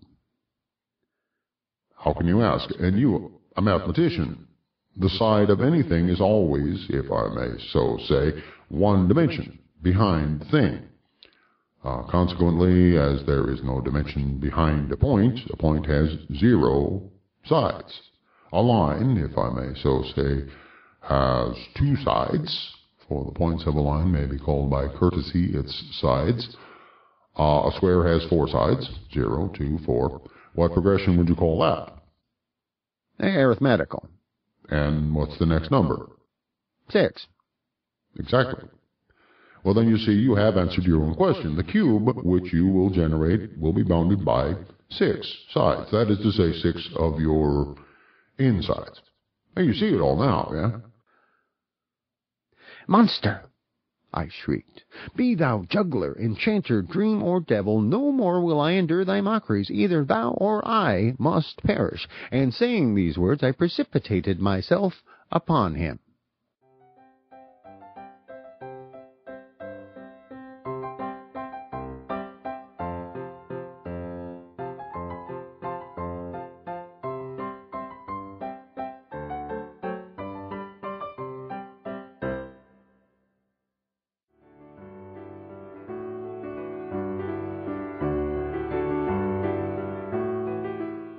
Thank you for listening to Flatland, A Romance of Many Dimensions, by A. Square, written here in Spaceland by Edwin Abbott, and read by David Grizzly Smith.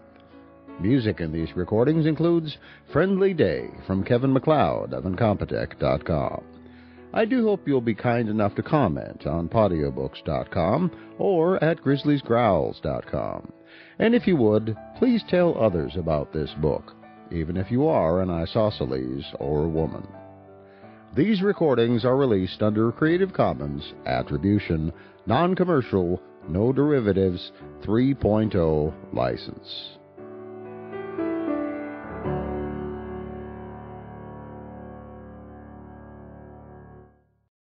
Episode 9.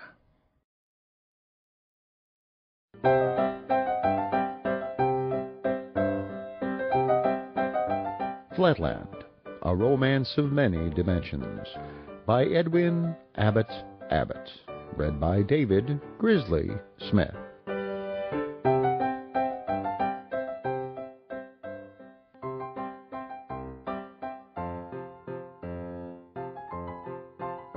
Part 2, Other Worlds.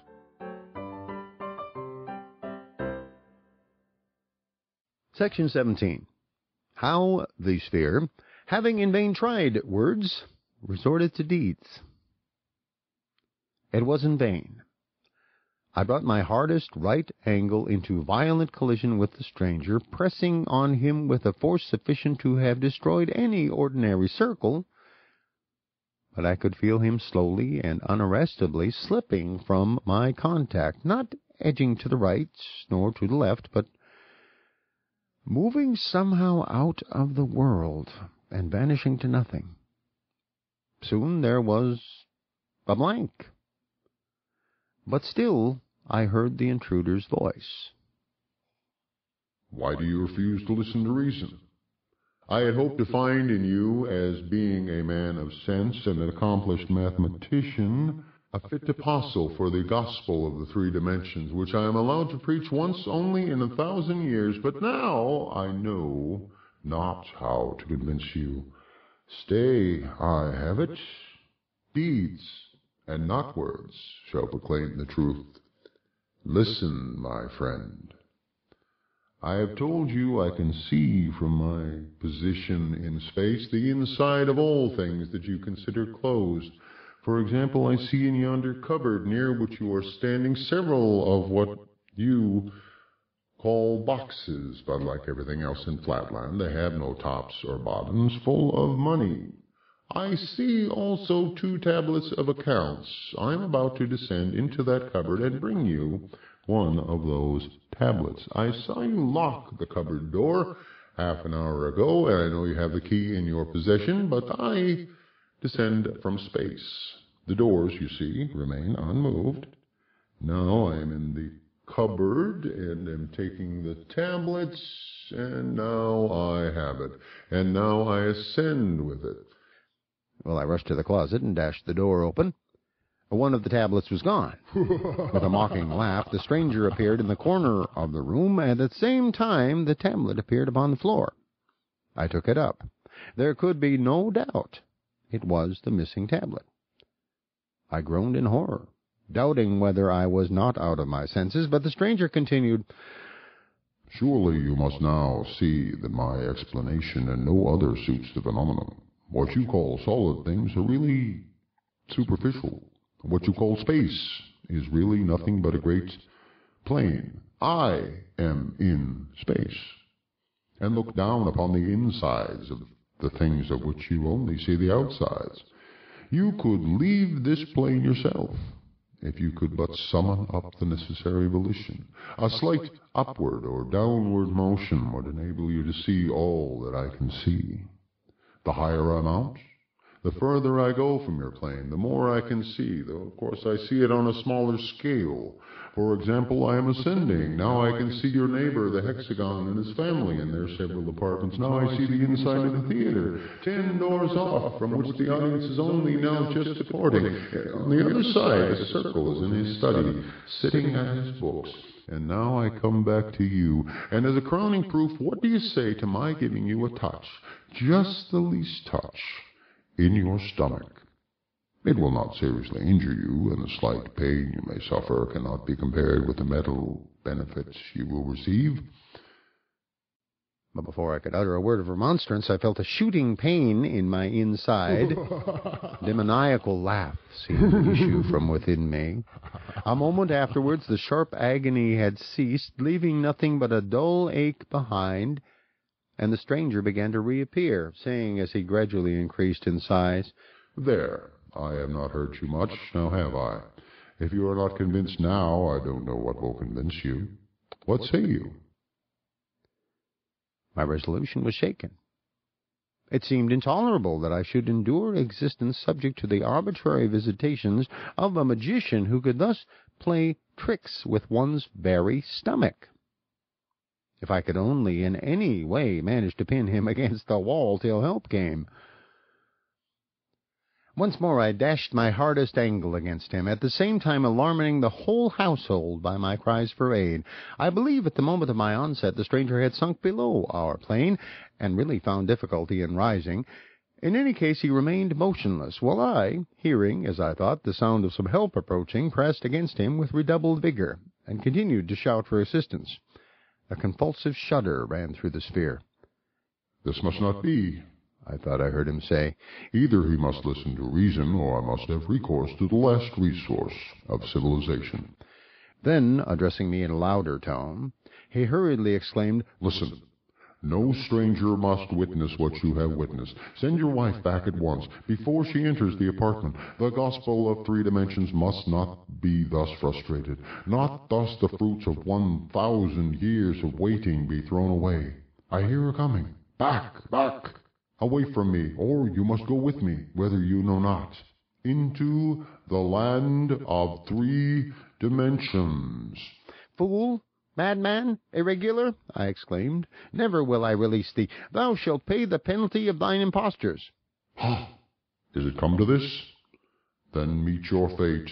Out of your plane you go. Once, twice, thrice, 'tis done.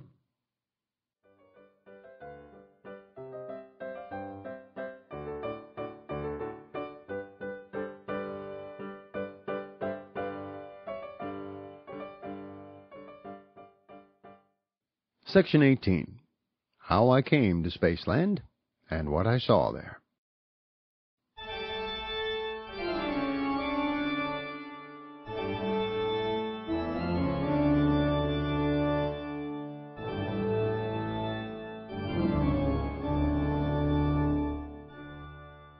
An unspeakable horror seized me.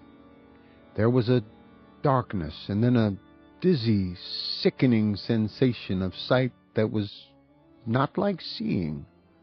I saw a line that was no line, space that was not space. I was myself and not myself. When I could find voice, I shrieked aloud in agony, "Either this is madness, or it is hell." It is neither, calmly replied the voice of the sphere. It is knowledge. It is 3 dimensions. Open your eye once again and try to look steadily. I looked, and behold, a new world. There stood before me, visibly incorporate, all that I had before inferred, conjectured, dreamed of perfect circular beauty. What seemed the center of the stranger's form lay open to my view, yet I could see no heart, nor lungs, nor arteries, nor only a beautiful, harmonious something for which I had no words. But you, my readers in Spaceland, would call it the surface of a sphere. Prostrating myself mentally before my guide, I cried, "How is it, O divine ideal of consummate loveliness and wisdom, that I see thy inside, and yet cannot discern thy heart, thy lungs, thy arteries, thy liver?" What you think you see not, he replied. It is not given to you, nor to any other being to behold my internal parts. I am of a different order of beings from those in Flatland. Were I a circle, you could discern my intestines, but I am a being composed, as I told you before, of many circles, the many in the one, called in this country a sphere. And just as the outside of a cube is a square, so the outside of a sphere presents the appearance of a circle. Bewildered though I was by my teacher's enigmatic utterance, I no longer chafed at it, but worshipped him in silent adoration.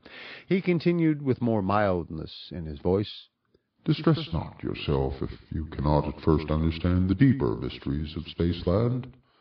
By degrees they will be drawn upon you. Let us begin by casting back a glance at the region from whence you came. Return with me a while to the plains of Flatland, and I will show you that which you have so often reasoned and thought about, but never seen with the sense of sight, a visible angle." "Impossible!" I cried. But the sphere leading the way, I followed as if in a dream, till once more his voice arrested me. "Look yonder, and behold your own pentagonal house and all its inmates." I looked below, and saw with my physical eye all that domestic individuality which I had hitherto merely inferred with the understanding. And how poor and shadowy was the inferred conjecture in comparison with the reality I now beheld. My 4 sons calmly asleep in the northwestern rooms, my 2 orphan grandsons to the south, the servants, the butler, my daughter, all in their several apartments. Only my affectionate wife, alarmed by my continued absence, had quitted her room and was roving up and down in the hall, anxiously awaiting my return. Also the page, aroused by my cries, had left his room, and under pretext of ascertaining whether I had fallen somewhere in a faint, was prying into the cabinet in my study. All this I could now see, not merely infer, and as we came nearer and nearer I could discern even the contents of my cabinet, and the 2 chests of gold, and the tablets of which the sphere had made mention. Touched by my wife's distress, I would have sprung downward to reassure her, but I found myself incapable of motion. "Trouble not yourself about your wife," said my guide. "She will not be long left in anxiety. Meantime, let us take a survey of Flatland." Once more I felt myself rising through space. It was even as the sphere had said. The further we receded from the object we beheld, the larger became the field of vision. My native city, with the interior of every house and every creature therein, lay open to my view, in miniature. We mounted higher, and lo, the secrets of the earth, the depth of mines, and the innermost caverns of the hills were bared before me. Awestruck at the sight of the mysteries of the earth, thus unveiled before my unworthy eye, I said to my companion, "Behold, I am become as a god. For the wise men in our country say that to see all things, or as they express it, omnipotence, is the attribute of God alone." There was something of scorn in the voice of my teacher as he made an answer. "Is it so indeed? Then the very pickpockets and cutthroats of my country are to be worshipped by your wise men as being gods, for there is not one of them that does not see as much as you see now. But trust me, your wise men are wrong." "Then is omnipotence the attribute of others besides gods?" "I do not know, but if a pickpocket or a cutthroat of our country can see everything in your country, surely that is no reason why the pickpocket or cutthroat should be accepted by you as a god. This omnipotence, as you call it is not a common word in Spaceland. Does it make you more just, more merciful, less selfish, more loving?" "Not in the least." "Then how does it make you more divine?" "More merciful, more loving. But these are qualities of women, and we know that a circle is a higher being than a straight line, insofar as knowledge and wisdom are more to be esteemed than mere affection." Well, it's not for me to classify human faculties according to merits, yet many of the best and wisest in Spaceland think more of the affections than of the understanding, more of your despised straight lines than of your belauded circles. But enough of this. Look yonder. Do you know that building? I looked, and far off I saw an immense polygonal structure in which I recognized the General Assembly Hall of the States of Flatland, surrounded by dense lines of pentagonal buildings at right angles to each other, which I knew to be streets, and I perceived that I was approaching the great metropolis. "Here we descend," said my guide. It was now morning, the first hour of the first day of the 2000th year of our era.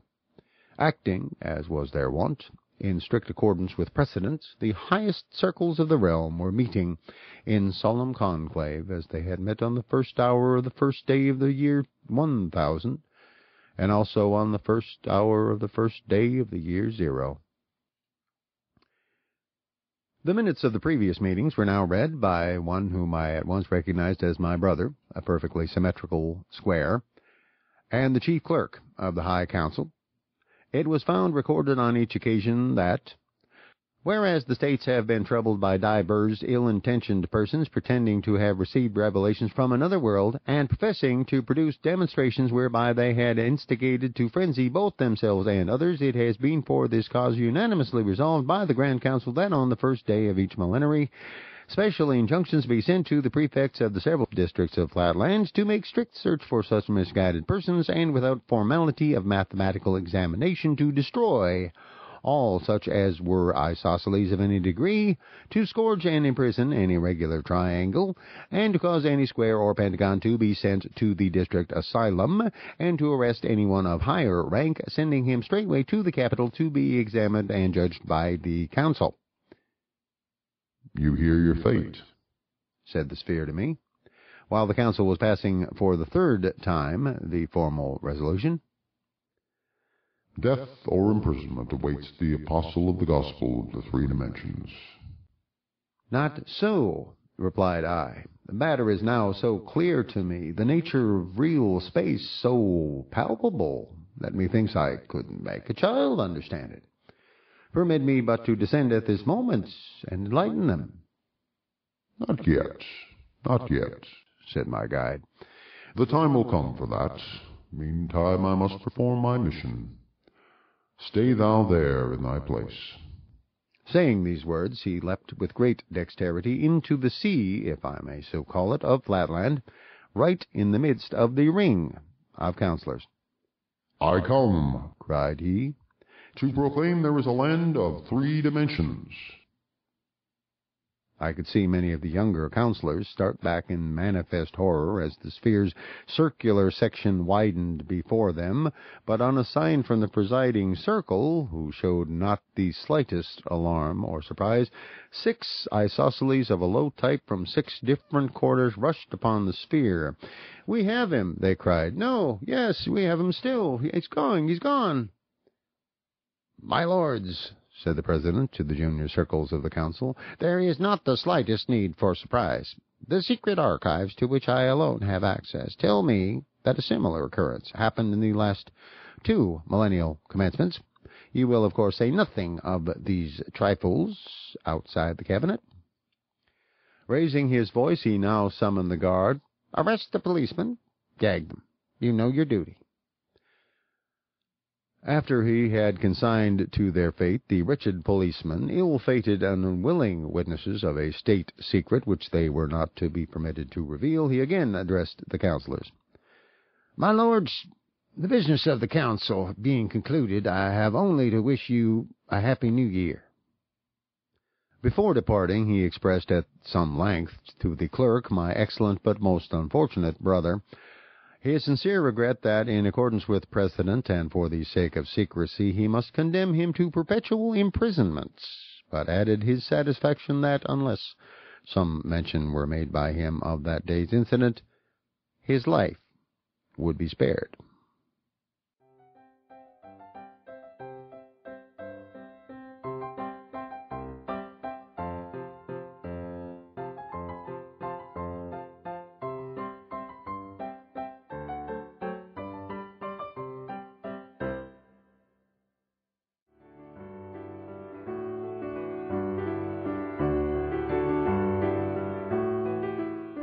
Thank you for listening to Flatland, A Romance of Many Dimensions, by A. Square, written here in Spaceland by Edwin Abbott, and read by David Grizzly Smith.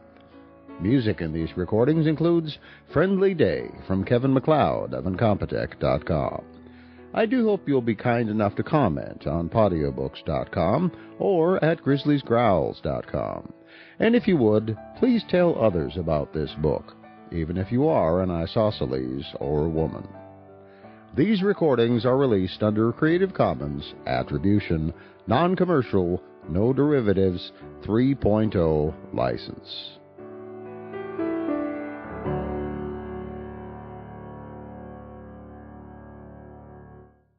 Episode 10.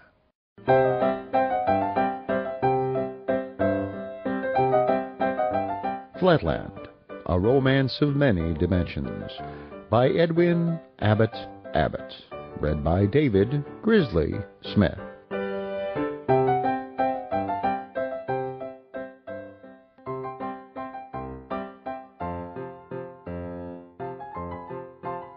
Part 2, Other Worlds.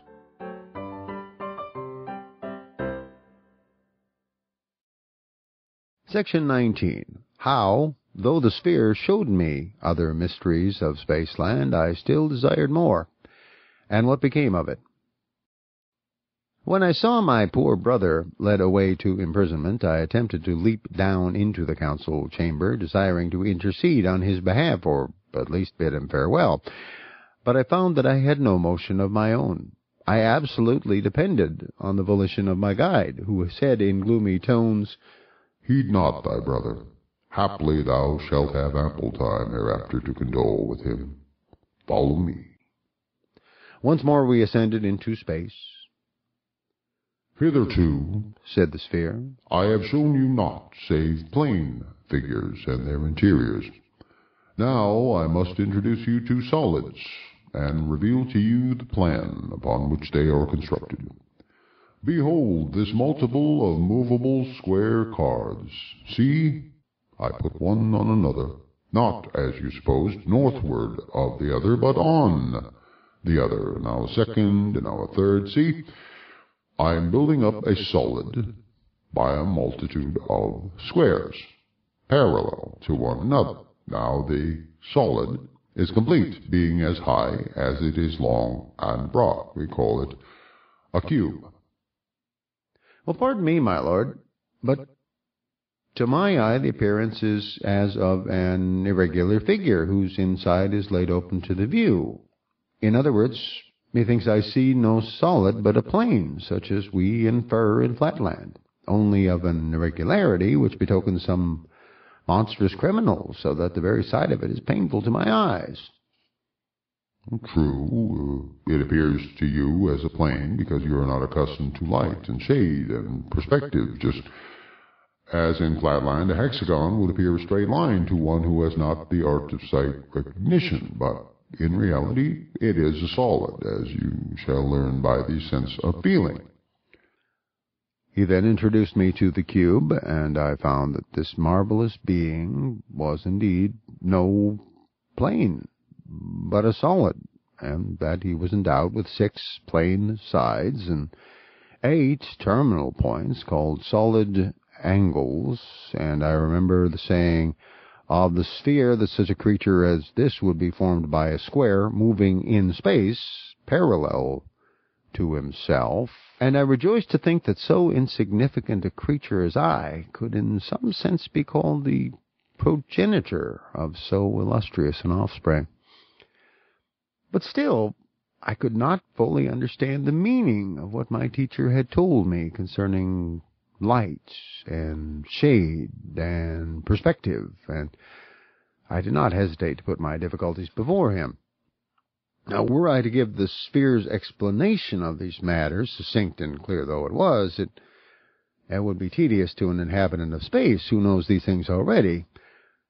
Suffice it that by his lucid statements, and by changing the position of objects and lights, and by allowing me to feel these several objects, and even his own sacred person, he at last made all things clear to me, so that I could now readily distinguish between a circle and a sphere, a plane figure and a solid.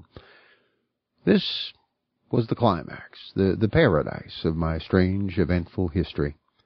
Henceforth I shall have to relate the story of my miserable fall. Most miserable, yet surely most undeserved, for why should the thirst for knowledge be aroused, only to be disappointed and punished?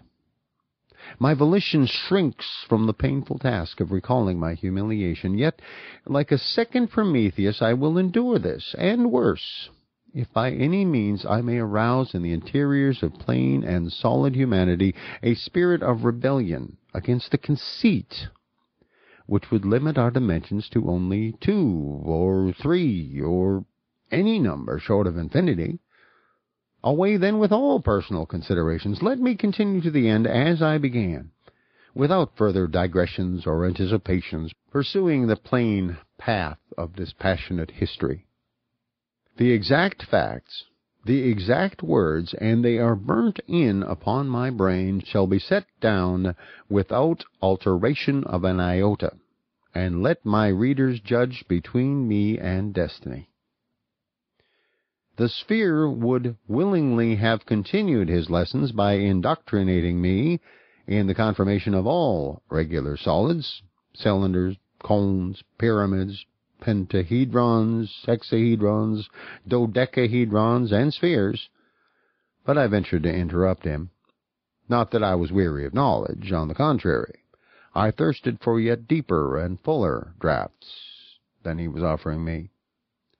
"Pardon me," said I, "O thou whom I must no longer address as the perfection of all beauty, but let me beg thee to vouchsafe thy servant a sight of thine interior."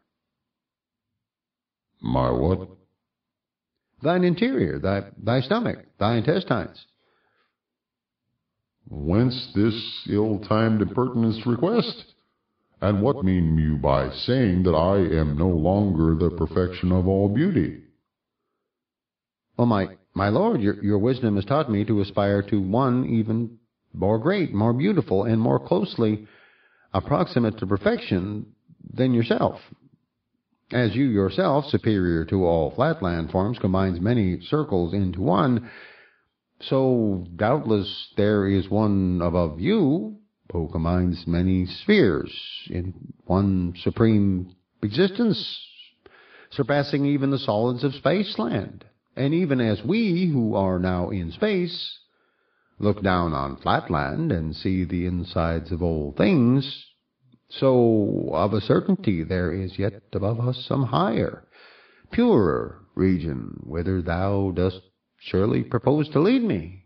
O thou whom I shall always call everywhere in all dimensions my priest, my philosopher and friend, some yet more spacious space, some more dimensionality, from the vantage ground of which we shall look down together upon the revealed insides of solid things, and where thine own intestines and those of thy kindred spheres will lie exposed to the view of the poor wandering exile from Flatland, to whom so much has already been vouchsafed. Stuff! Enough of this trifling. The time is short, and much remains to be done before you are fit to proclaim the gospel of the three dimensions to your blind, benighted countrymen in Flatland.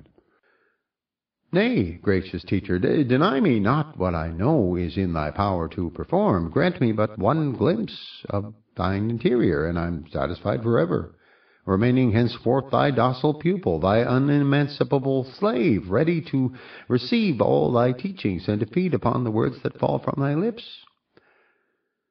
Well then, to content and silence you, let me say at once I would show you what you wish if I could, but I cannot. Would you have me turn my stomach inside out to oblige you? But my lord has shown me the intestines of all my countrymen in the land of 2 dimensions by taking me with him into the land of 3.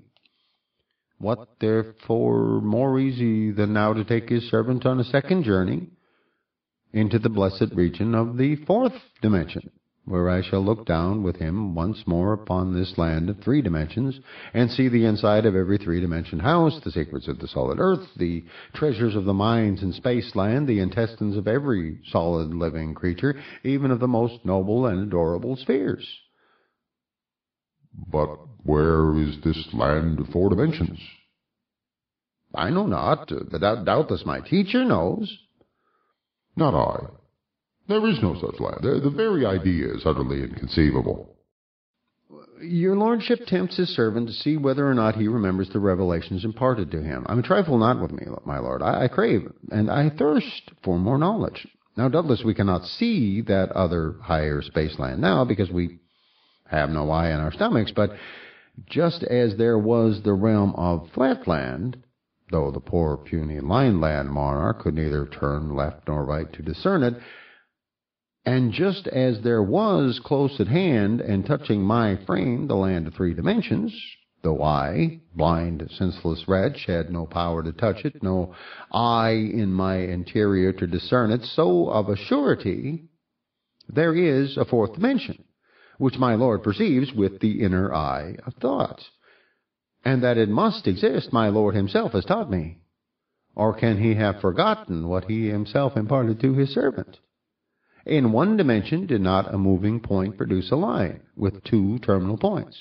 In 2 dimensions did not a moving line produce a square with 4 terminal points? In 3 dimensions did not a moving square produce, did not this eye of mine behold it, that blessed being, a cube with 8 terminal points? And in 4 dimensions shall not a moving cube, alas for analogy, and alas for the progress of truth, if it be not so, shall not, I say, the motion of a divine cube result in a still more divine organization with 16 terminal points. Behold the infallible confirmation of the series, 2, 4, 8, 16. Is not this a geometrical progression? Is not this, if I might quote my Lord's own words, strictly according to analogy? Again, was not I taught by my Lord that as in a line there are 2 bounding points, in a square there are 4 bounding lines, so in a cube there must be 6 bounding squares? Behold once more the confirming series, 2, 4, 6. Is not this an arithmetical progression? And consequently, does it not of necessity follow that the more divine offspring of the divine cube in the land of 4 dimensions must have 8 bounding cubes? And is not this also, as my Lord has taught me to believe, strictly according to analogy? Oh, my Lord, behold, I cast myself in faith upon conjecture, not knowing the facts, and I appeal to your Lordship to confirm or deny my logical anticipations. If I'm wrong, I yield, and I will no longer demand a 4th dimension. But if I am right, my Lord will listen to reason. I ask, therefore, is it or is it not the fact that ere now your countrymen have witnessed the descent of beings of a higher order than their own, entering closed rooms, even as your Lordship entered mine, without the opening of doors or windows, and appearing and vanishing at will? On the reply to this question, I am ready to stake everything, deny it, and I am henceforth silent. Only vouchsafe an answer. It is reported so, but men are divided in opinion as to the facts. Even granting the facts, they explain them in different ways. And in any case, however great may be the number of different explanations, no one has adopted or suggested the theory of a 4th dimension. Therefore, pray have done with this trifling. Let us return to business. I was certain of it. I was certain that my anticipations would be fulfilled. And now, have patience with me, and answer me yet one more question, best of teachers. Those who have thus appeared, no one knows whence, and have returned, no one knows whither, have they also contracted their sections and vanished somehow into that more spacious space, whither I now entreat you to conduct me? They have vanished, certainly, if they ever appeared, but most people say that these visions arose from the thought. You will not understand me, from the brain, from the perturbed angularity of the seer. Say they so? Oh, believe them not. Or if indeed be so, that this other space is really Thoughtland, then take me to that blessed region where I, in thought, shall see the insides of all solid things.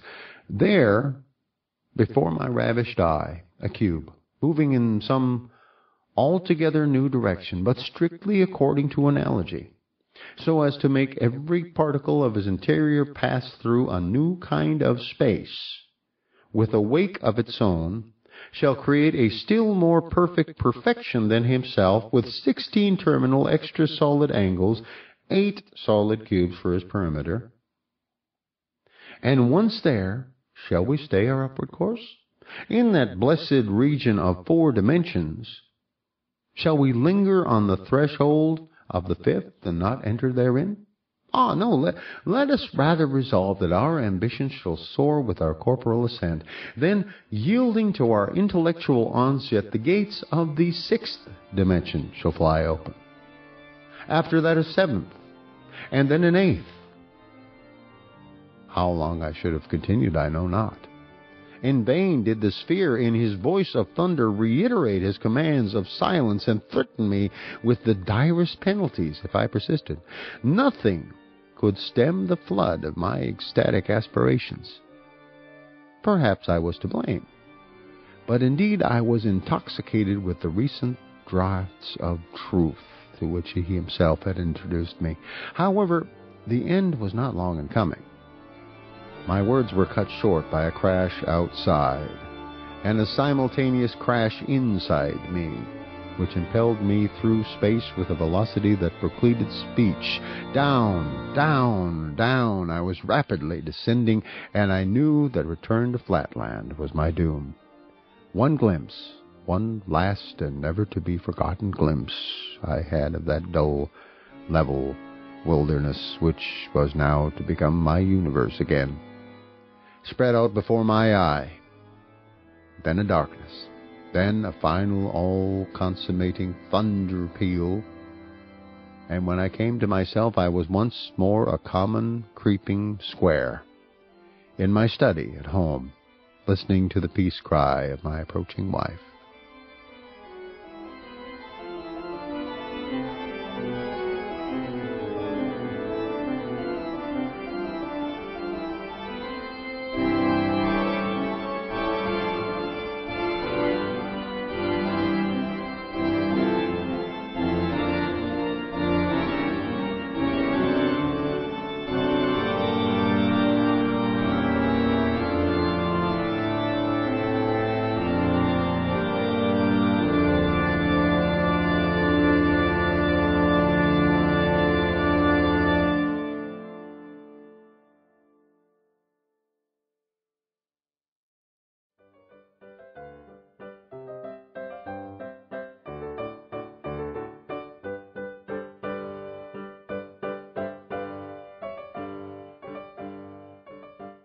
Section 20. How the Sphere Encouraged Me in a Vision. Although I had less than a minute for reflection, I felt by a kind of instinct that I must conceal my experiences from my wife. Not that I apprehended at the moment any danger from her divulging my secret, but I know that to any woman in Flatland the narrative of my adventures must needs be unintelligible. So I endeavored to reassure her by some story invented for the occasion that I had accidentally fallen through the trap door of the cellar, and had lain there stunned. The southward attraction in our country is so slight that even to a woman my tale necessarily appeared extraordinary and well-nigh incredible. But my wife, whose good sense far exceeds that of the average of her sex, and who perceived that I was unusually excited, did not argue with me on the subject, but insisted that I was ill, and required repose. I was glad of an excuse for retiring to my chamber to think quietly over what had happened. When I was at last by myself, a drowsy sensation fell on me, but before my eyes closed I endeavored to reproduce the third dimension, and especially the process by which a cube is constructed through the motion of a square. It was not so clear as I could have wished, but I remembered that it must be upward, and yet not northward, and I determined steadfastly to retain these words as the clue which, if firmly grasped, could not fail to guide me to the solution. So, mechanically repeating like a charm the words upward, yet not northward, I fell into a sound, refreshing sleep. During my slumber I had a dream. I thought I was once more by the side of the sphere, whose lustrous hue betokened that he had exchanged his wrath against me for perfect placability. We were moving together towards a bright but infinitesimally small point, to which my master directed my attention. As we approached, methought there issued from it a slight humming noise, as from one of your Spaceland bluebottles, only less resonant by far, so slight indeed that even in the perfect stillness of the vacuum through which we soared, the sound reached not our ears till we checked our flight at a distance from it of something under 20 human diagonals. "Look yonder," said my guide. "In Flatland thou hast lived. Of Lineland thou hast received a vision. Thou hast soared with me to the heights of Spaceland. Now, in order to complete the range of thy experience, I conduct thee downward to the lowest depth of existence, even to the realm of Pointland, the abyss of no dimensions. Behold yon miserable creature. That point is a being, like ourselves, but confined to the non-dimensional gulf. He is himself his own world, his own universe. Of any other than himself he can form no conception. He knows not length, nor breadth, nor height. He has had no experience of them. He has no cognizance even of the number 2. Nor has he a thought of plurality, for he is himself one and all, being really nothing. Yet mark his perfect self-contentment, and hence learn this lesson, that to be self-contented is to be vile and ignorant, and that to aspire is better than to be blindly and impotently happy. Now listen. He ceased, and there arose from the little buzzing creature a tiny, low, monotonous, but distinct tinkling, as from one of your Spaceland phonographs, from which I caught these words, "Infinite beatitude of existence. It is, and there is none else beside it." "What," said I, "does the puny creature mean by it?" He means himself, said the sphere. Have you not noticed before now that babies and babyish people who cannot distinguish themselves from the world speak of themselves in the third person? But hush. "It fills all space," continued the little soliloquizing creature, "and what it feels it is, and what it thinks it utters, and what it utters that it hears, and it itself is a thinker, utterer, hearer, thought, word, audition. It is the one, and yet the all, in all, the happiness of being." "Can you not startle the little thing out of its complacency?" said I. "Tell it what it really is, as you told me. Reveal to it the narrow limitations of Point Land and lead it to something higher?" That is no easy task, said my master. Try you. Hereon, raising my voice to the uttermost, I addressed the point as follows. "Silence, silence, contemptible creature! You call yourself the all in all, but you are the nothing. Your so-called universe is a mere speck in a line, and a line is a mere shadow as compared with—" Hush, hush, you've said enough, interrupted the sphere. Now listen, and mark the effect of your harangue on the king of Point Land. The luster of the monarch, who beamed more brightly than ever upon hearing my words, showed clearly that he retained his complacency, and I had hardly ceased when he took up his strain again. "Ah, joy! The joy of thought! What can it not achieve by thinking? Its own thoughts coming to itself, suggestive of its disparagement, thereby to enhance its happiness. Sweet rebellion stirred up to result in triumph. Oh, the divine creative power of the all-in-one. Oh, the joy of being." You see, said my teacher, how little your words have done. So far as the monarch understands them at all, he accepts them as his own, for he cannot conceive of any other except himself, and plumes himself upon the variety of its thoughts as an instance of creative power. Let us leave this god of Point Land to the ignorant fruition of his omnipresence and omniscience. Nothing that you or I can do can rescue him from his self-satisfaction. After this, as we floated gently back to Flatland, I could hear the mild voice of my companion pointing the moral of my vision, and stimulating me to aspire, and to teach others to aspire.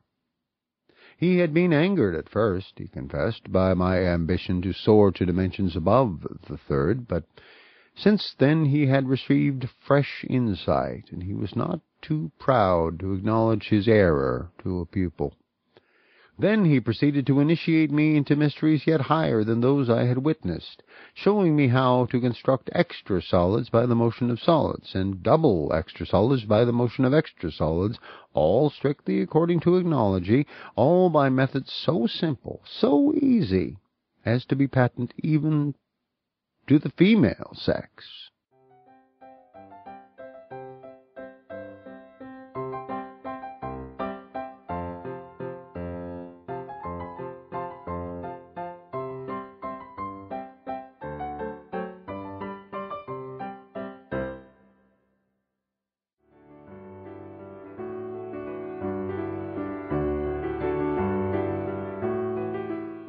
Thank you for listening to Flatland, A Romance of Many Dimensions, by A. Square, written here in Spaceland by Edwin Abbott, and read by David Grizzly Smith. Music in these recordings includes Friendly Day from Kevin MacLeod of Incompetech.com. I do hope you'll be kind enough to comment on Audiobooks.com or at GrizzliesGrowls.com. And if you would, please tell others about this book, even if you are an isosceles or a woman. These recordings are released under Creative Commons Attribution, Non-Commercial, No Derivatives 3.0 license.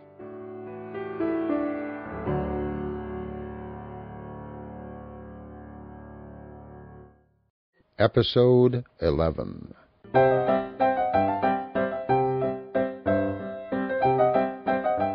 Flatland, A Romance of Many Dimensions, by Edwin Abbott, read by David Grizzly Smith.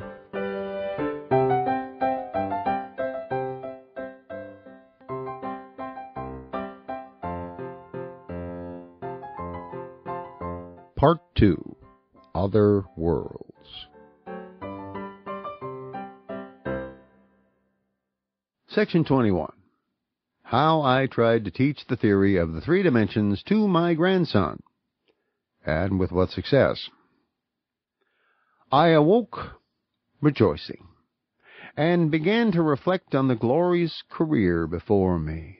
I would go forth, methought, at once, and evangelize the whole of Flatland, even to women and soldiers, should the gospel of the three dimensions be proclaimed. I would begin with my wife.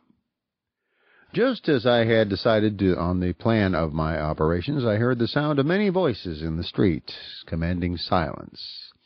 Then there followed a louder voice. It was a herald's proclamation. Listening attentively, I recognized the words of the resolution of the council, enjoining the arrest, imprisonment, or execution of anyone who would pervert the minds of the people by delusions, and by professing to have received revelations from another world. I reflected. This danger was not to be trifled with. It would be better to avoid it by omitting all mention of my revelation, and by proceeding on the path of demonstration, which, after all, seemed so simple and so conclusive that nothing would be lost by discarding the former means. Upward, not northward, was the clue to the whole proof. It had seemed to me fairly clear before I fell asleep, and when I first awoke, fresh upon my dream, it had appeared as patent as arithmetic. But somehow it did not seem to me quite so obvious now. Though my wife entered the room opportunely just at that moment, I decided, after we had interchanged a few words of commonplace conversation, not to begin with her. My pentagonal sons were men of character, standing, and physicians of no mean reputation, but not great in mathematics, and in that respect unfit for my purpose. But it occurred to me that a young and docile hexagon with a mathematical turn would be a most suitable pupil. Why, therefore, not make my first experiment with my little precocious grandson, whose casual remarks on the meaning of 3 to the third had met with the approval of the sphere? While discussing the matter with him, a mere boy, I should be in perfect safety, for he would know nothing of the proclamation of the council, whereas I could not feel sure that my sons, so greatly did their patriotism and reverence for the circles predominate over mere blind affection, might not feel compelled to hand me over to the prefect if they found me seriously maintaining the seditious heresy of the third dimension. But the first thing to be done was to satisfy in some way the curiosity of my wife, who naturally wished to know something of the reasons for which the circle had desired that mysterious interview, and of the means by which he had entered our house. Without entering into the details of the elaborate account I gave her, an account I fear not quite so consistent with truth as my readers in Spaceland might desire, I must be content with saying that I succeeded, at least, in persuading her to return quietly to her household duties without eliciting from me any reference to the world of 3 dimensions. This done, I immediately sent for my grandson. For to confess the truth, I felt that all that I had seen and heard was in some strange way slipping away from me, like the image of a half-grasped, tantalizing dream, and I longed to essay my skill in making a first disciple. When my grandson entered the room, I carefully secured the door. Then, sitting down by his side and taking our mathematical tablets, or as you would call them, lines, I told him we would resume the lesson of yesterday. I taught him once more how a point by motion in 1 dimension produces a line, how a straight line in 2 dimensions produces a square. After this, forcing a laugh, I said, "And now, you scamp, you wanted to make me believe that a square may, in the same way, by motion upward, not northward, produce another figure, a sort of extra square, in 3 dimensions. Say that again, you young rascal." At this moment we heard once more the herald's "Oh yes, oh yes," outside in the street, proclaiming the resolution of the council. Young though he was, my grandson, who was unusually intelligent for his age, and bred up in perfect reverence for the authority of the circles, took in the situation with an acuteness for which I was quite unprepared. He remained silent till the last words of the proclamation had died away, and then, bursting into tears, "Dear Grandpapa," he said, "that was only my fun, and of course I meant nothing at all by it, and we did not know anything then about the new law, and I don't think I said anything about the 3rd dimension, and I am sure I did not say 1 word about upward, not northward, for that would be such nonsense, you know. How could a thing move upward and not northward, upward and not northward? Even if I were a baby, I would not be so absurd as that. How silly it is." "Not at all silly," I said, losing my temper. "Here, for example, take this square," and at the word I grasped a movable square, which was lying at hand, "and I move it. You see, not northward, but yes, I move it upward. That is to say, not northward, but I move it somewhere, not exactly like this, but somehow—" Here I brought my sentence to an inane conclusion, shaking the square about in a purposeless manner, much to the amusement of my grandson, who burst out laughing louder than ever, and declared that I was not teaching him, but joking with him, and so saying he unlocked the door and ran out of the room.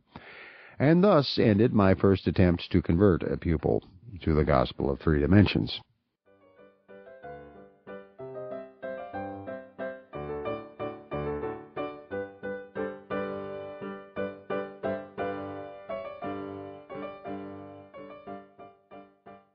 Section 22. How I then tried to diffuse the theory of 3 dimensions by other means, and of the result. My failure with my grandson did not encourage me to communicate my secret to others of my household, yet neither was I led by it to despair of success. Only I saw that I must not wholly rely on the catchphrase, upward, not northward, but must rather endeavor to seek a demonstration by setting before the public a clear view of the whole subject, and for this purpose it seemed necessary to resort to writing. So I devoted several months in privacy to the composition of a treatise on the mysteries of 3 dimensions, only with the view of evading the law, if possible. I spoke not of a physical dimension, but of a thought-land, whence, in theory, a figure could look down upon Flatland and see simultaneously the insides of all things, where it was possible that there might be supposed to exist a figure environed, as it were, with 6 squares, and containing 8 terminal points.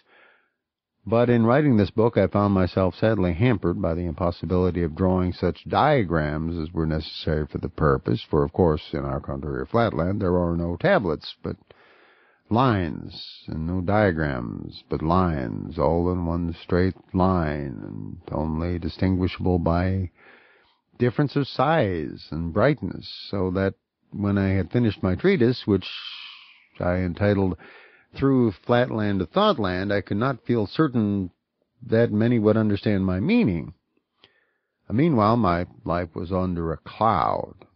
All pleasures palled upon me, all sights tantalized and tempted me to outspoken treason, because I could not but compare what I saw in 2 dimensions with what it really was if seen in 3, and could hardly refrain from making comparisons aloud. I neglected my clients and my own business to give myself to contemplation of the mysteries which I had once beheld, yet which I could impart to no one, and found daily more difficult to reproduce even before my own mental vision. Well, then one day, about 11 months after my return from Spaceland, I tried to see a cube with my eye closed, but failed. And though I succeeded afterwards, I was not then quite certain, nor have I been ever afterwards, that I had exactly realized the original. This made me more melancholy than before, and determined me to take some step, yet what I knew not. I felt that I would have been willing to sacrifice my life for the cause, if thereby I could have produced conviction. But if I could not convince my grandson, how could I convince the highest and most developed circles of the land? And yet, at times, my spirit was too strong for me, and I gave vent to dangerous utterances. Already I was considered heterodox, if not treasonable, and I was keenly alive to the dangers of my position.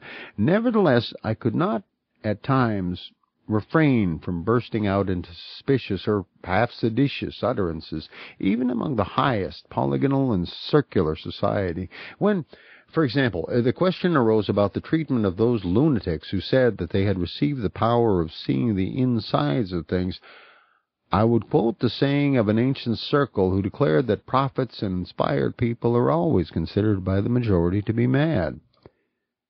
And I could not help occasionally dropping such expressions as the eye that discerns the interiors of things and the all-seeing land.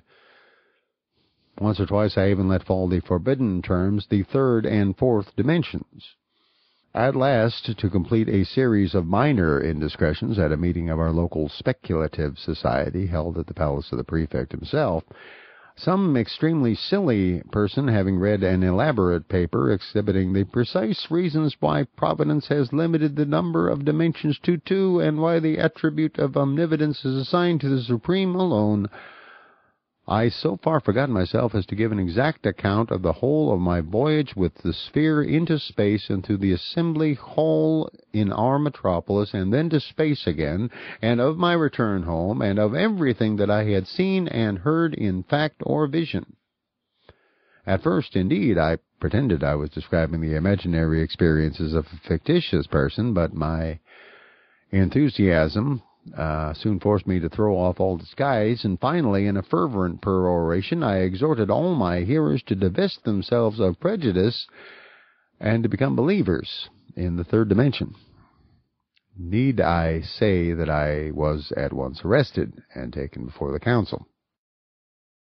Next morning, standing in the very place where but a few months ago the sphere had stood in my company, I was allowed to begin and to continue my narration unquestioned and uninterrupted, but from the first I foresaw my fate. For the President, noting that a guard of the better sort of policemen was in attendance, of angularity little, if at all, under 55 degrees, ordered them to be relieved before I began my defense by an inferior class of 2 degrees or 3 degrees. I knew only too well what that meant. I was to be executed or imprisoned, and my story was to be kept secret from the world by the simultaneous destruction of the officials who had heard it. and this being the case, the President desired to substitute the cheaper for the more expensive victims. Well, after I had concluded my defense, the President, perhaps perceiving that some of the junior circles have been moved by my evident earnestness, asked me 2 questions. 1, whether I could indicate the direction which I meant when I used the words upward, not northward. 2, whether I could, by any diagrams or descriptions, other than the enumeration of imaginary sides and angles, indicate the figure I was pleased to call a cube. I declared that I could say nothing more, and that I must commit myself to the truth, whose cause would surely prevail in the end. The President replied that he quite concurred in my sentiment, and that I could not do better. I must be sentenced to perpetual imprisonment. But if the truth intended that I should emerge from prison and evangelize the world, the truth might be trusted to bring that result to pass.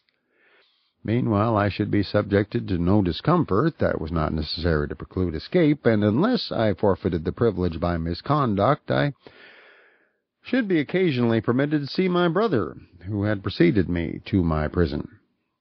7 years have elapsed, and I am still a prisoner, and if I accept the occasional visits of my brother, debarred from all companionship save that of my jailers. My brother is one of the best of squares, just, sensible, not without fraternal affection, yet I must confess that my weekly interviews, at least in one respect, caused me the bitterest pain. He was present when the sphere manifested himself in the council chamber. He saw the sphere's changing sections. He heard the explanation of the phenomena then given to the circles. Since that time, scarcely a week has passed during 7 whole years without his hearing from me a repetition of the part I played in that manifestation, together with ample descriptions of all the phenomena in Spaceland and the arguments for the existence of solid things derivable from analogy.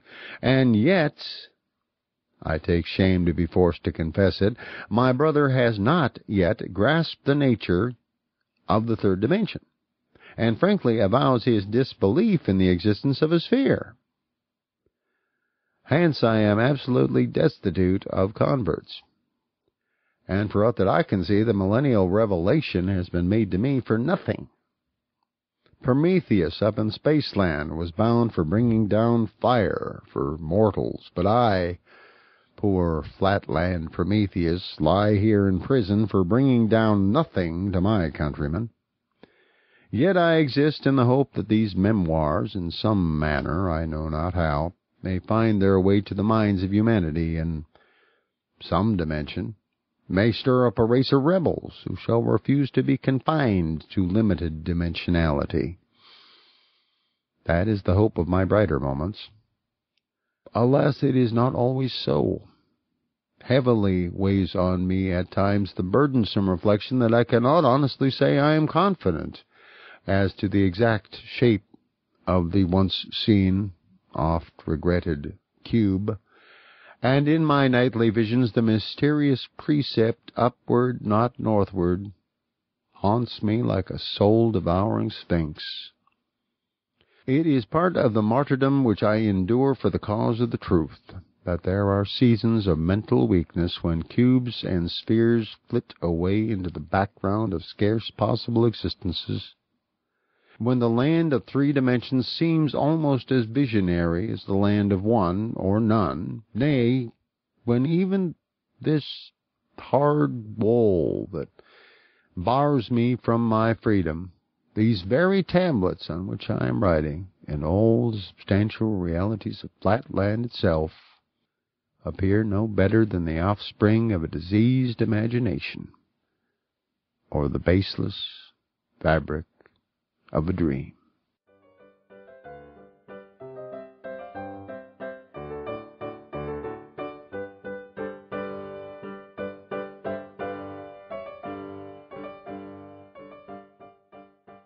Preface to the second and revised edition, 1884, by the editor.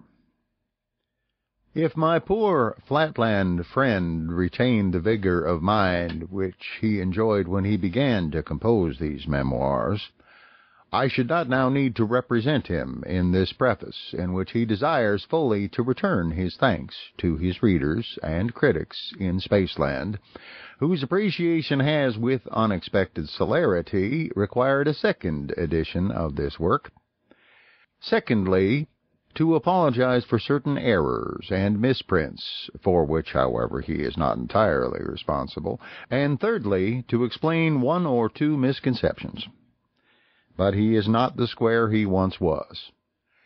Years of imprisonment and the still heavier burden of general incredulity and mockery have combined with the thoughts and notions and much also of the terminology which he acquired during his short stay in Spaceland.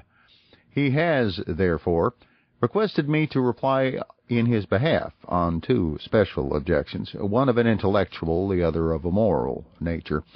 The first objection is that a Flatlander, seeing a line, sees something that must be thick to the eye, as well as long to the eye. Well, otherwise it would not be visible if it had not some thickness. And consequently he ought, it is argued, to acknowledge that his countrymen are not only long and broad, but also, though doubtless to a very slight degree, thick or high. Well, this objection is plausible and to Spacelanders almost irresistible, so that I must confess when I first heard it, I knew not what to reply. But my poor old friend's answer appears to me completely to meet it. "I admit," said he, when I had mentioned to him this objection, "I admit the truth of your critic's facts, but I deny his conclusions. It is true that we have really in Flatland a third unrecognized dimension called height, just as it is also true that you have really in Spaceland a fourth unrecognized dimension called by no name at present, but which I will call extra height. But we can no more take cognizance of our height than you can of your extra height. Even I, who have been in Spaceland and have had the privilege of understanding for 24 hours the meaning of height, even I cannot now comprehend it, nor realize it by the sense of sight or by any process of reason. But I can apprehend it by faith. The reason is obvious. Dimension implies direction, implies measurement, implies the more and the less. Now all our lines are equally and infinitesimally thick, or high, whichever you like. Consequently, there is nothing in them to lead our minds to the conception of that dimension. No delicate micrometer, as has been suggested by one too hasty Spaceland critic, would in the least avail us, for we should not know what to measure, nor in what direction. When we see a line, we see something that is long and bright. Brightness, as well as length, is necessary to the existence of a line, and if the brightness vanishes, the line is extinguished. Hence, all my Flatland friends, when I talk to them about the unrecognized dimension, in which is somehow visible in a line, say, "Ah, you mean brightness," and when I reply, "No, I mean a real dimension," they at once retort, "Well, then measure it, or tell us in what direction it extends," and this silences me, for I can do neither. Only yesterday, when the chief circle, in other words our high priest, came to inspect the state prison and paid me his 7th annual visit, and when for the 7th time he put me the question, was I any better, I tried to prove to him that he was high, as well as long and broad, although he did not know it. But what was his reply? "You say I am high. Measure my highness, and I will believe you." What could I do? How could I meet his challenge? I was crushed, and he left the room triumphant. Does this seem strange to you? Well, then put yourself in a similar position. Suppose a person of the fourth dimension, condescending to visit you, were to say, "Whenever you open your eyes, you see a plane, which is of 2 dimensions, and you infer a solid, which is of 3. But in reality you also see, though you do not recognize, a 4th dimension, which is not color, nor brightness, nor anything of the kind, but a true dimension, although I cannot point out to you its direction, nor can you possibly measure it." What would you say to such a visitor? Would not you have him locked up? Well, this is my fate. And it is as natural for us Flatlanders to lock up a square for preaching the third dimension as it is for you Spacelanders to lock up a cube for preaching the fourth. Alas, how strong a family likeness runs through blind and persecuting humanity in all dimensions. Points, lines, squares, cubes, extra cubes, we are all liable to the same errors, all alike the slaves of our respective dimensional prejudices, as one of your Spaceland poets has said, "One touch of nature makes all worlds akin." The author desires me to add that the misconceptions of some of his critics on this matter has induced him to insert in his dialogue with the sphere certain remarks which have a bearing on the point in question, and which he had previously admitted as being tedious and unnecessary. On this point, the defense of the square seems to me to be impregnable. I wish I could say that his answer to the second, or moral, objection was equally clear and cogent. It has been objected that he is a woman-hater, and as this objection has been vehemently urged by those whom nature's decree has constituted the somewhat larger half of the Spaceland race, I should like to remove it so far as I can honestly do so, but, well, the square is so unaccustomed to the use of the moral terminology of Spaceland that I should be doing him an injustice if I were literally to transcribe his defense against this charge.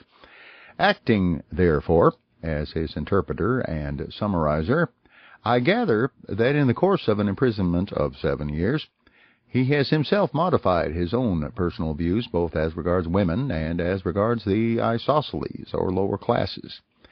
Personally, he now inclines to the opinion of the sphere that the straight lines are in many important respects superior to the circles. But, writing as a historian, he has identified himself, perhaps too closely, with the views generally adopted by Flatland and, as he has been informed, even by Spaceland historians, in whose pages, until very recent times, the destinies of women and of the masses of mankind have seldom been deemed worthy of mention, and never of careful consideration. In a still more obscure passage, he now desires to disavow the circular or aristocratic tendencies with which some critics have naturally credited him.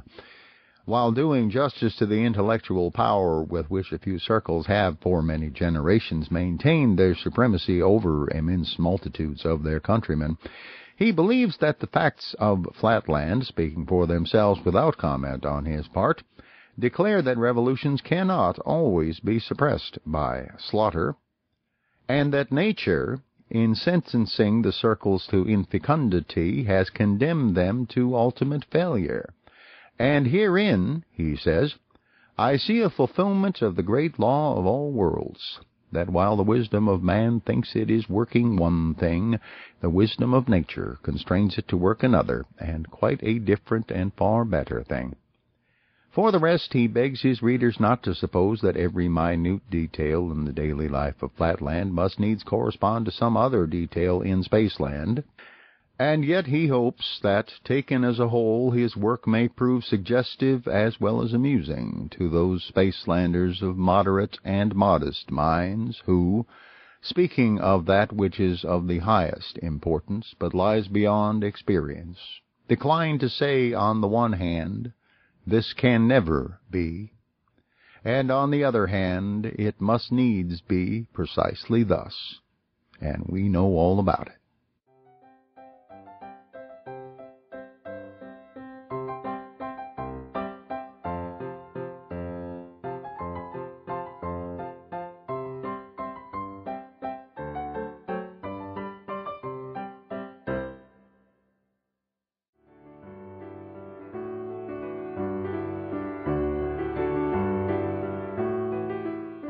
Thank you for listening to Flatland, A Romance of Many Dimensions, by A. Square, written here in Spaceland by Edwin Abbott, and read by David Grizzly Smith.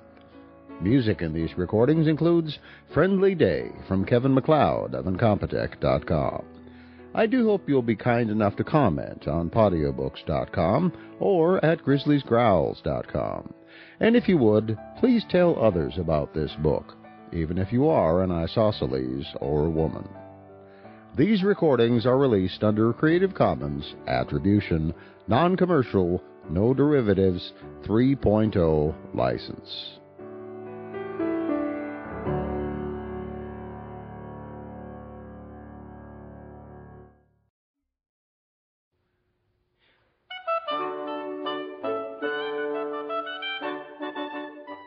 Hi, folks. This is your narrator, Grizzly Smith.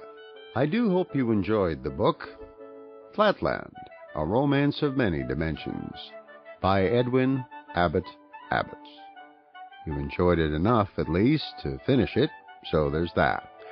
If you did enjoy this book, I encourage you to tell your friends. Heck, tell total strangers. I'm not proud. Blog about it, podcast about it, rate the book on audiobooks.com and the other sites, and if the spirit moves you, you could even donate a bit to help me make it through another production. Really would help. I'm not an author. I'm a producer, a narrator, and a voice actor of sorts. The books I read are books old enough to be in the public domain in their original printed form. But I hope I'm picking books people like, and I hope I read well. So you might enjoy listening to the other books I've recorded and posted to audiobooks.com.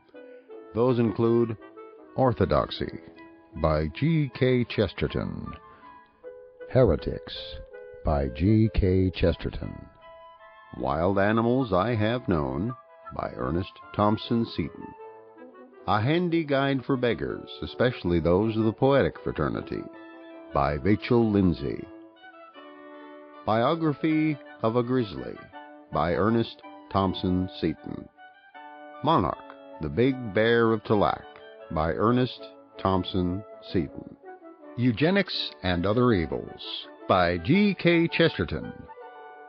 Again, thanks for listening, and I look forward to your comments and ratings at audiobooks.com.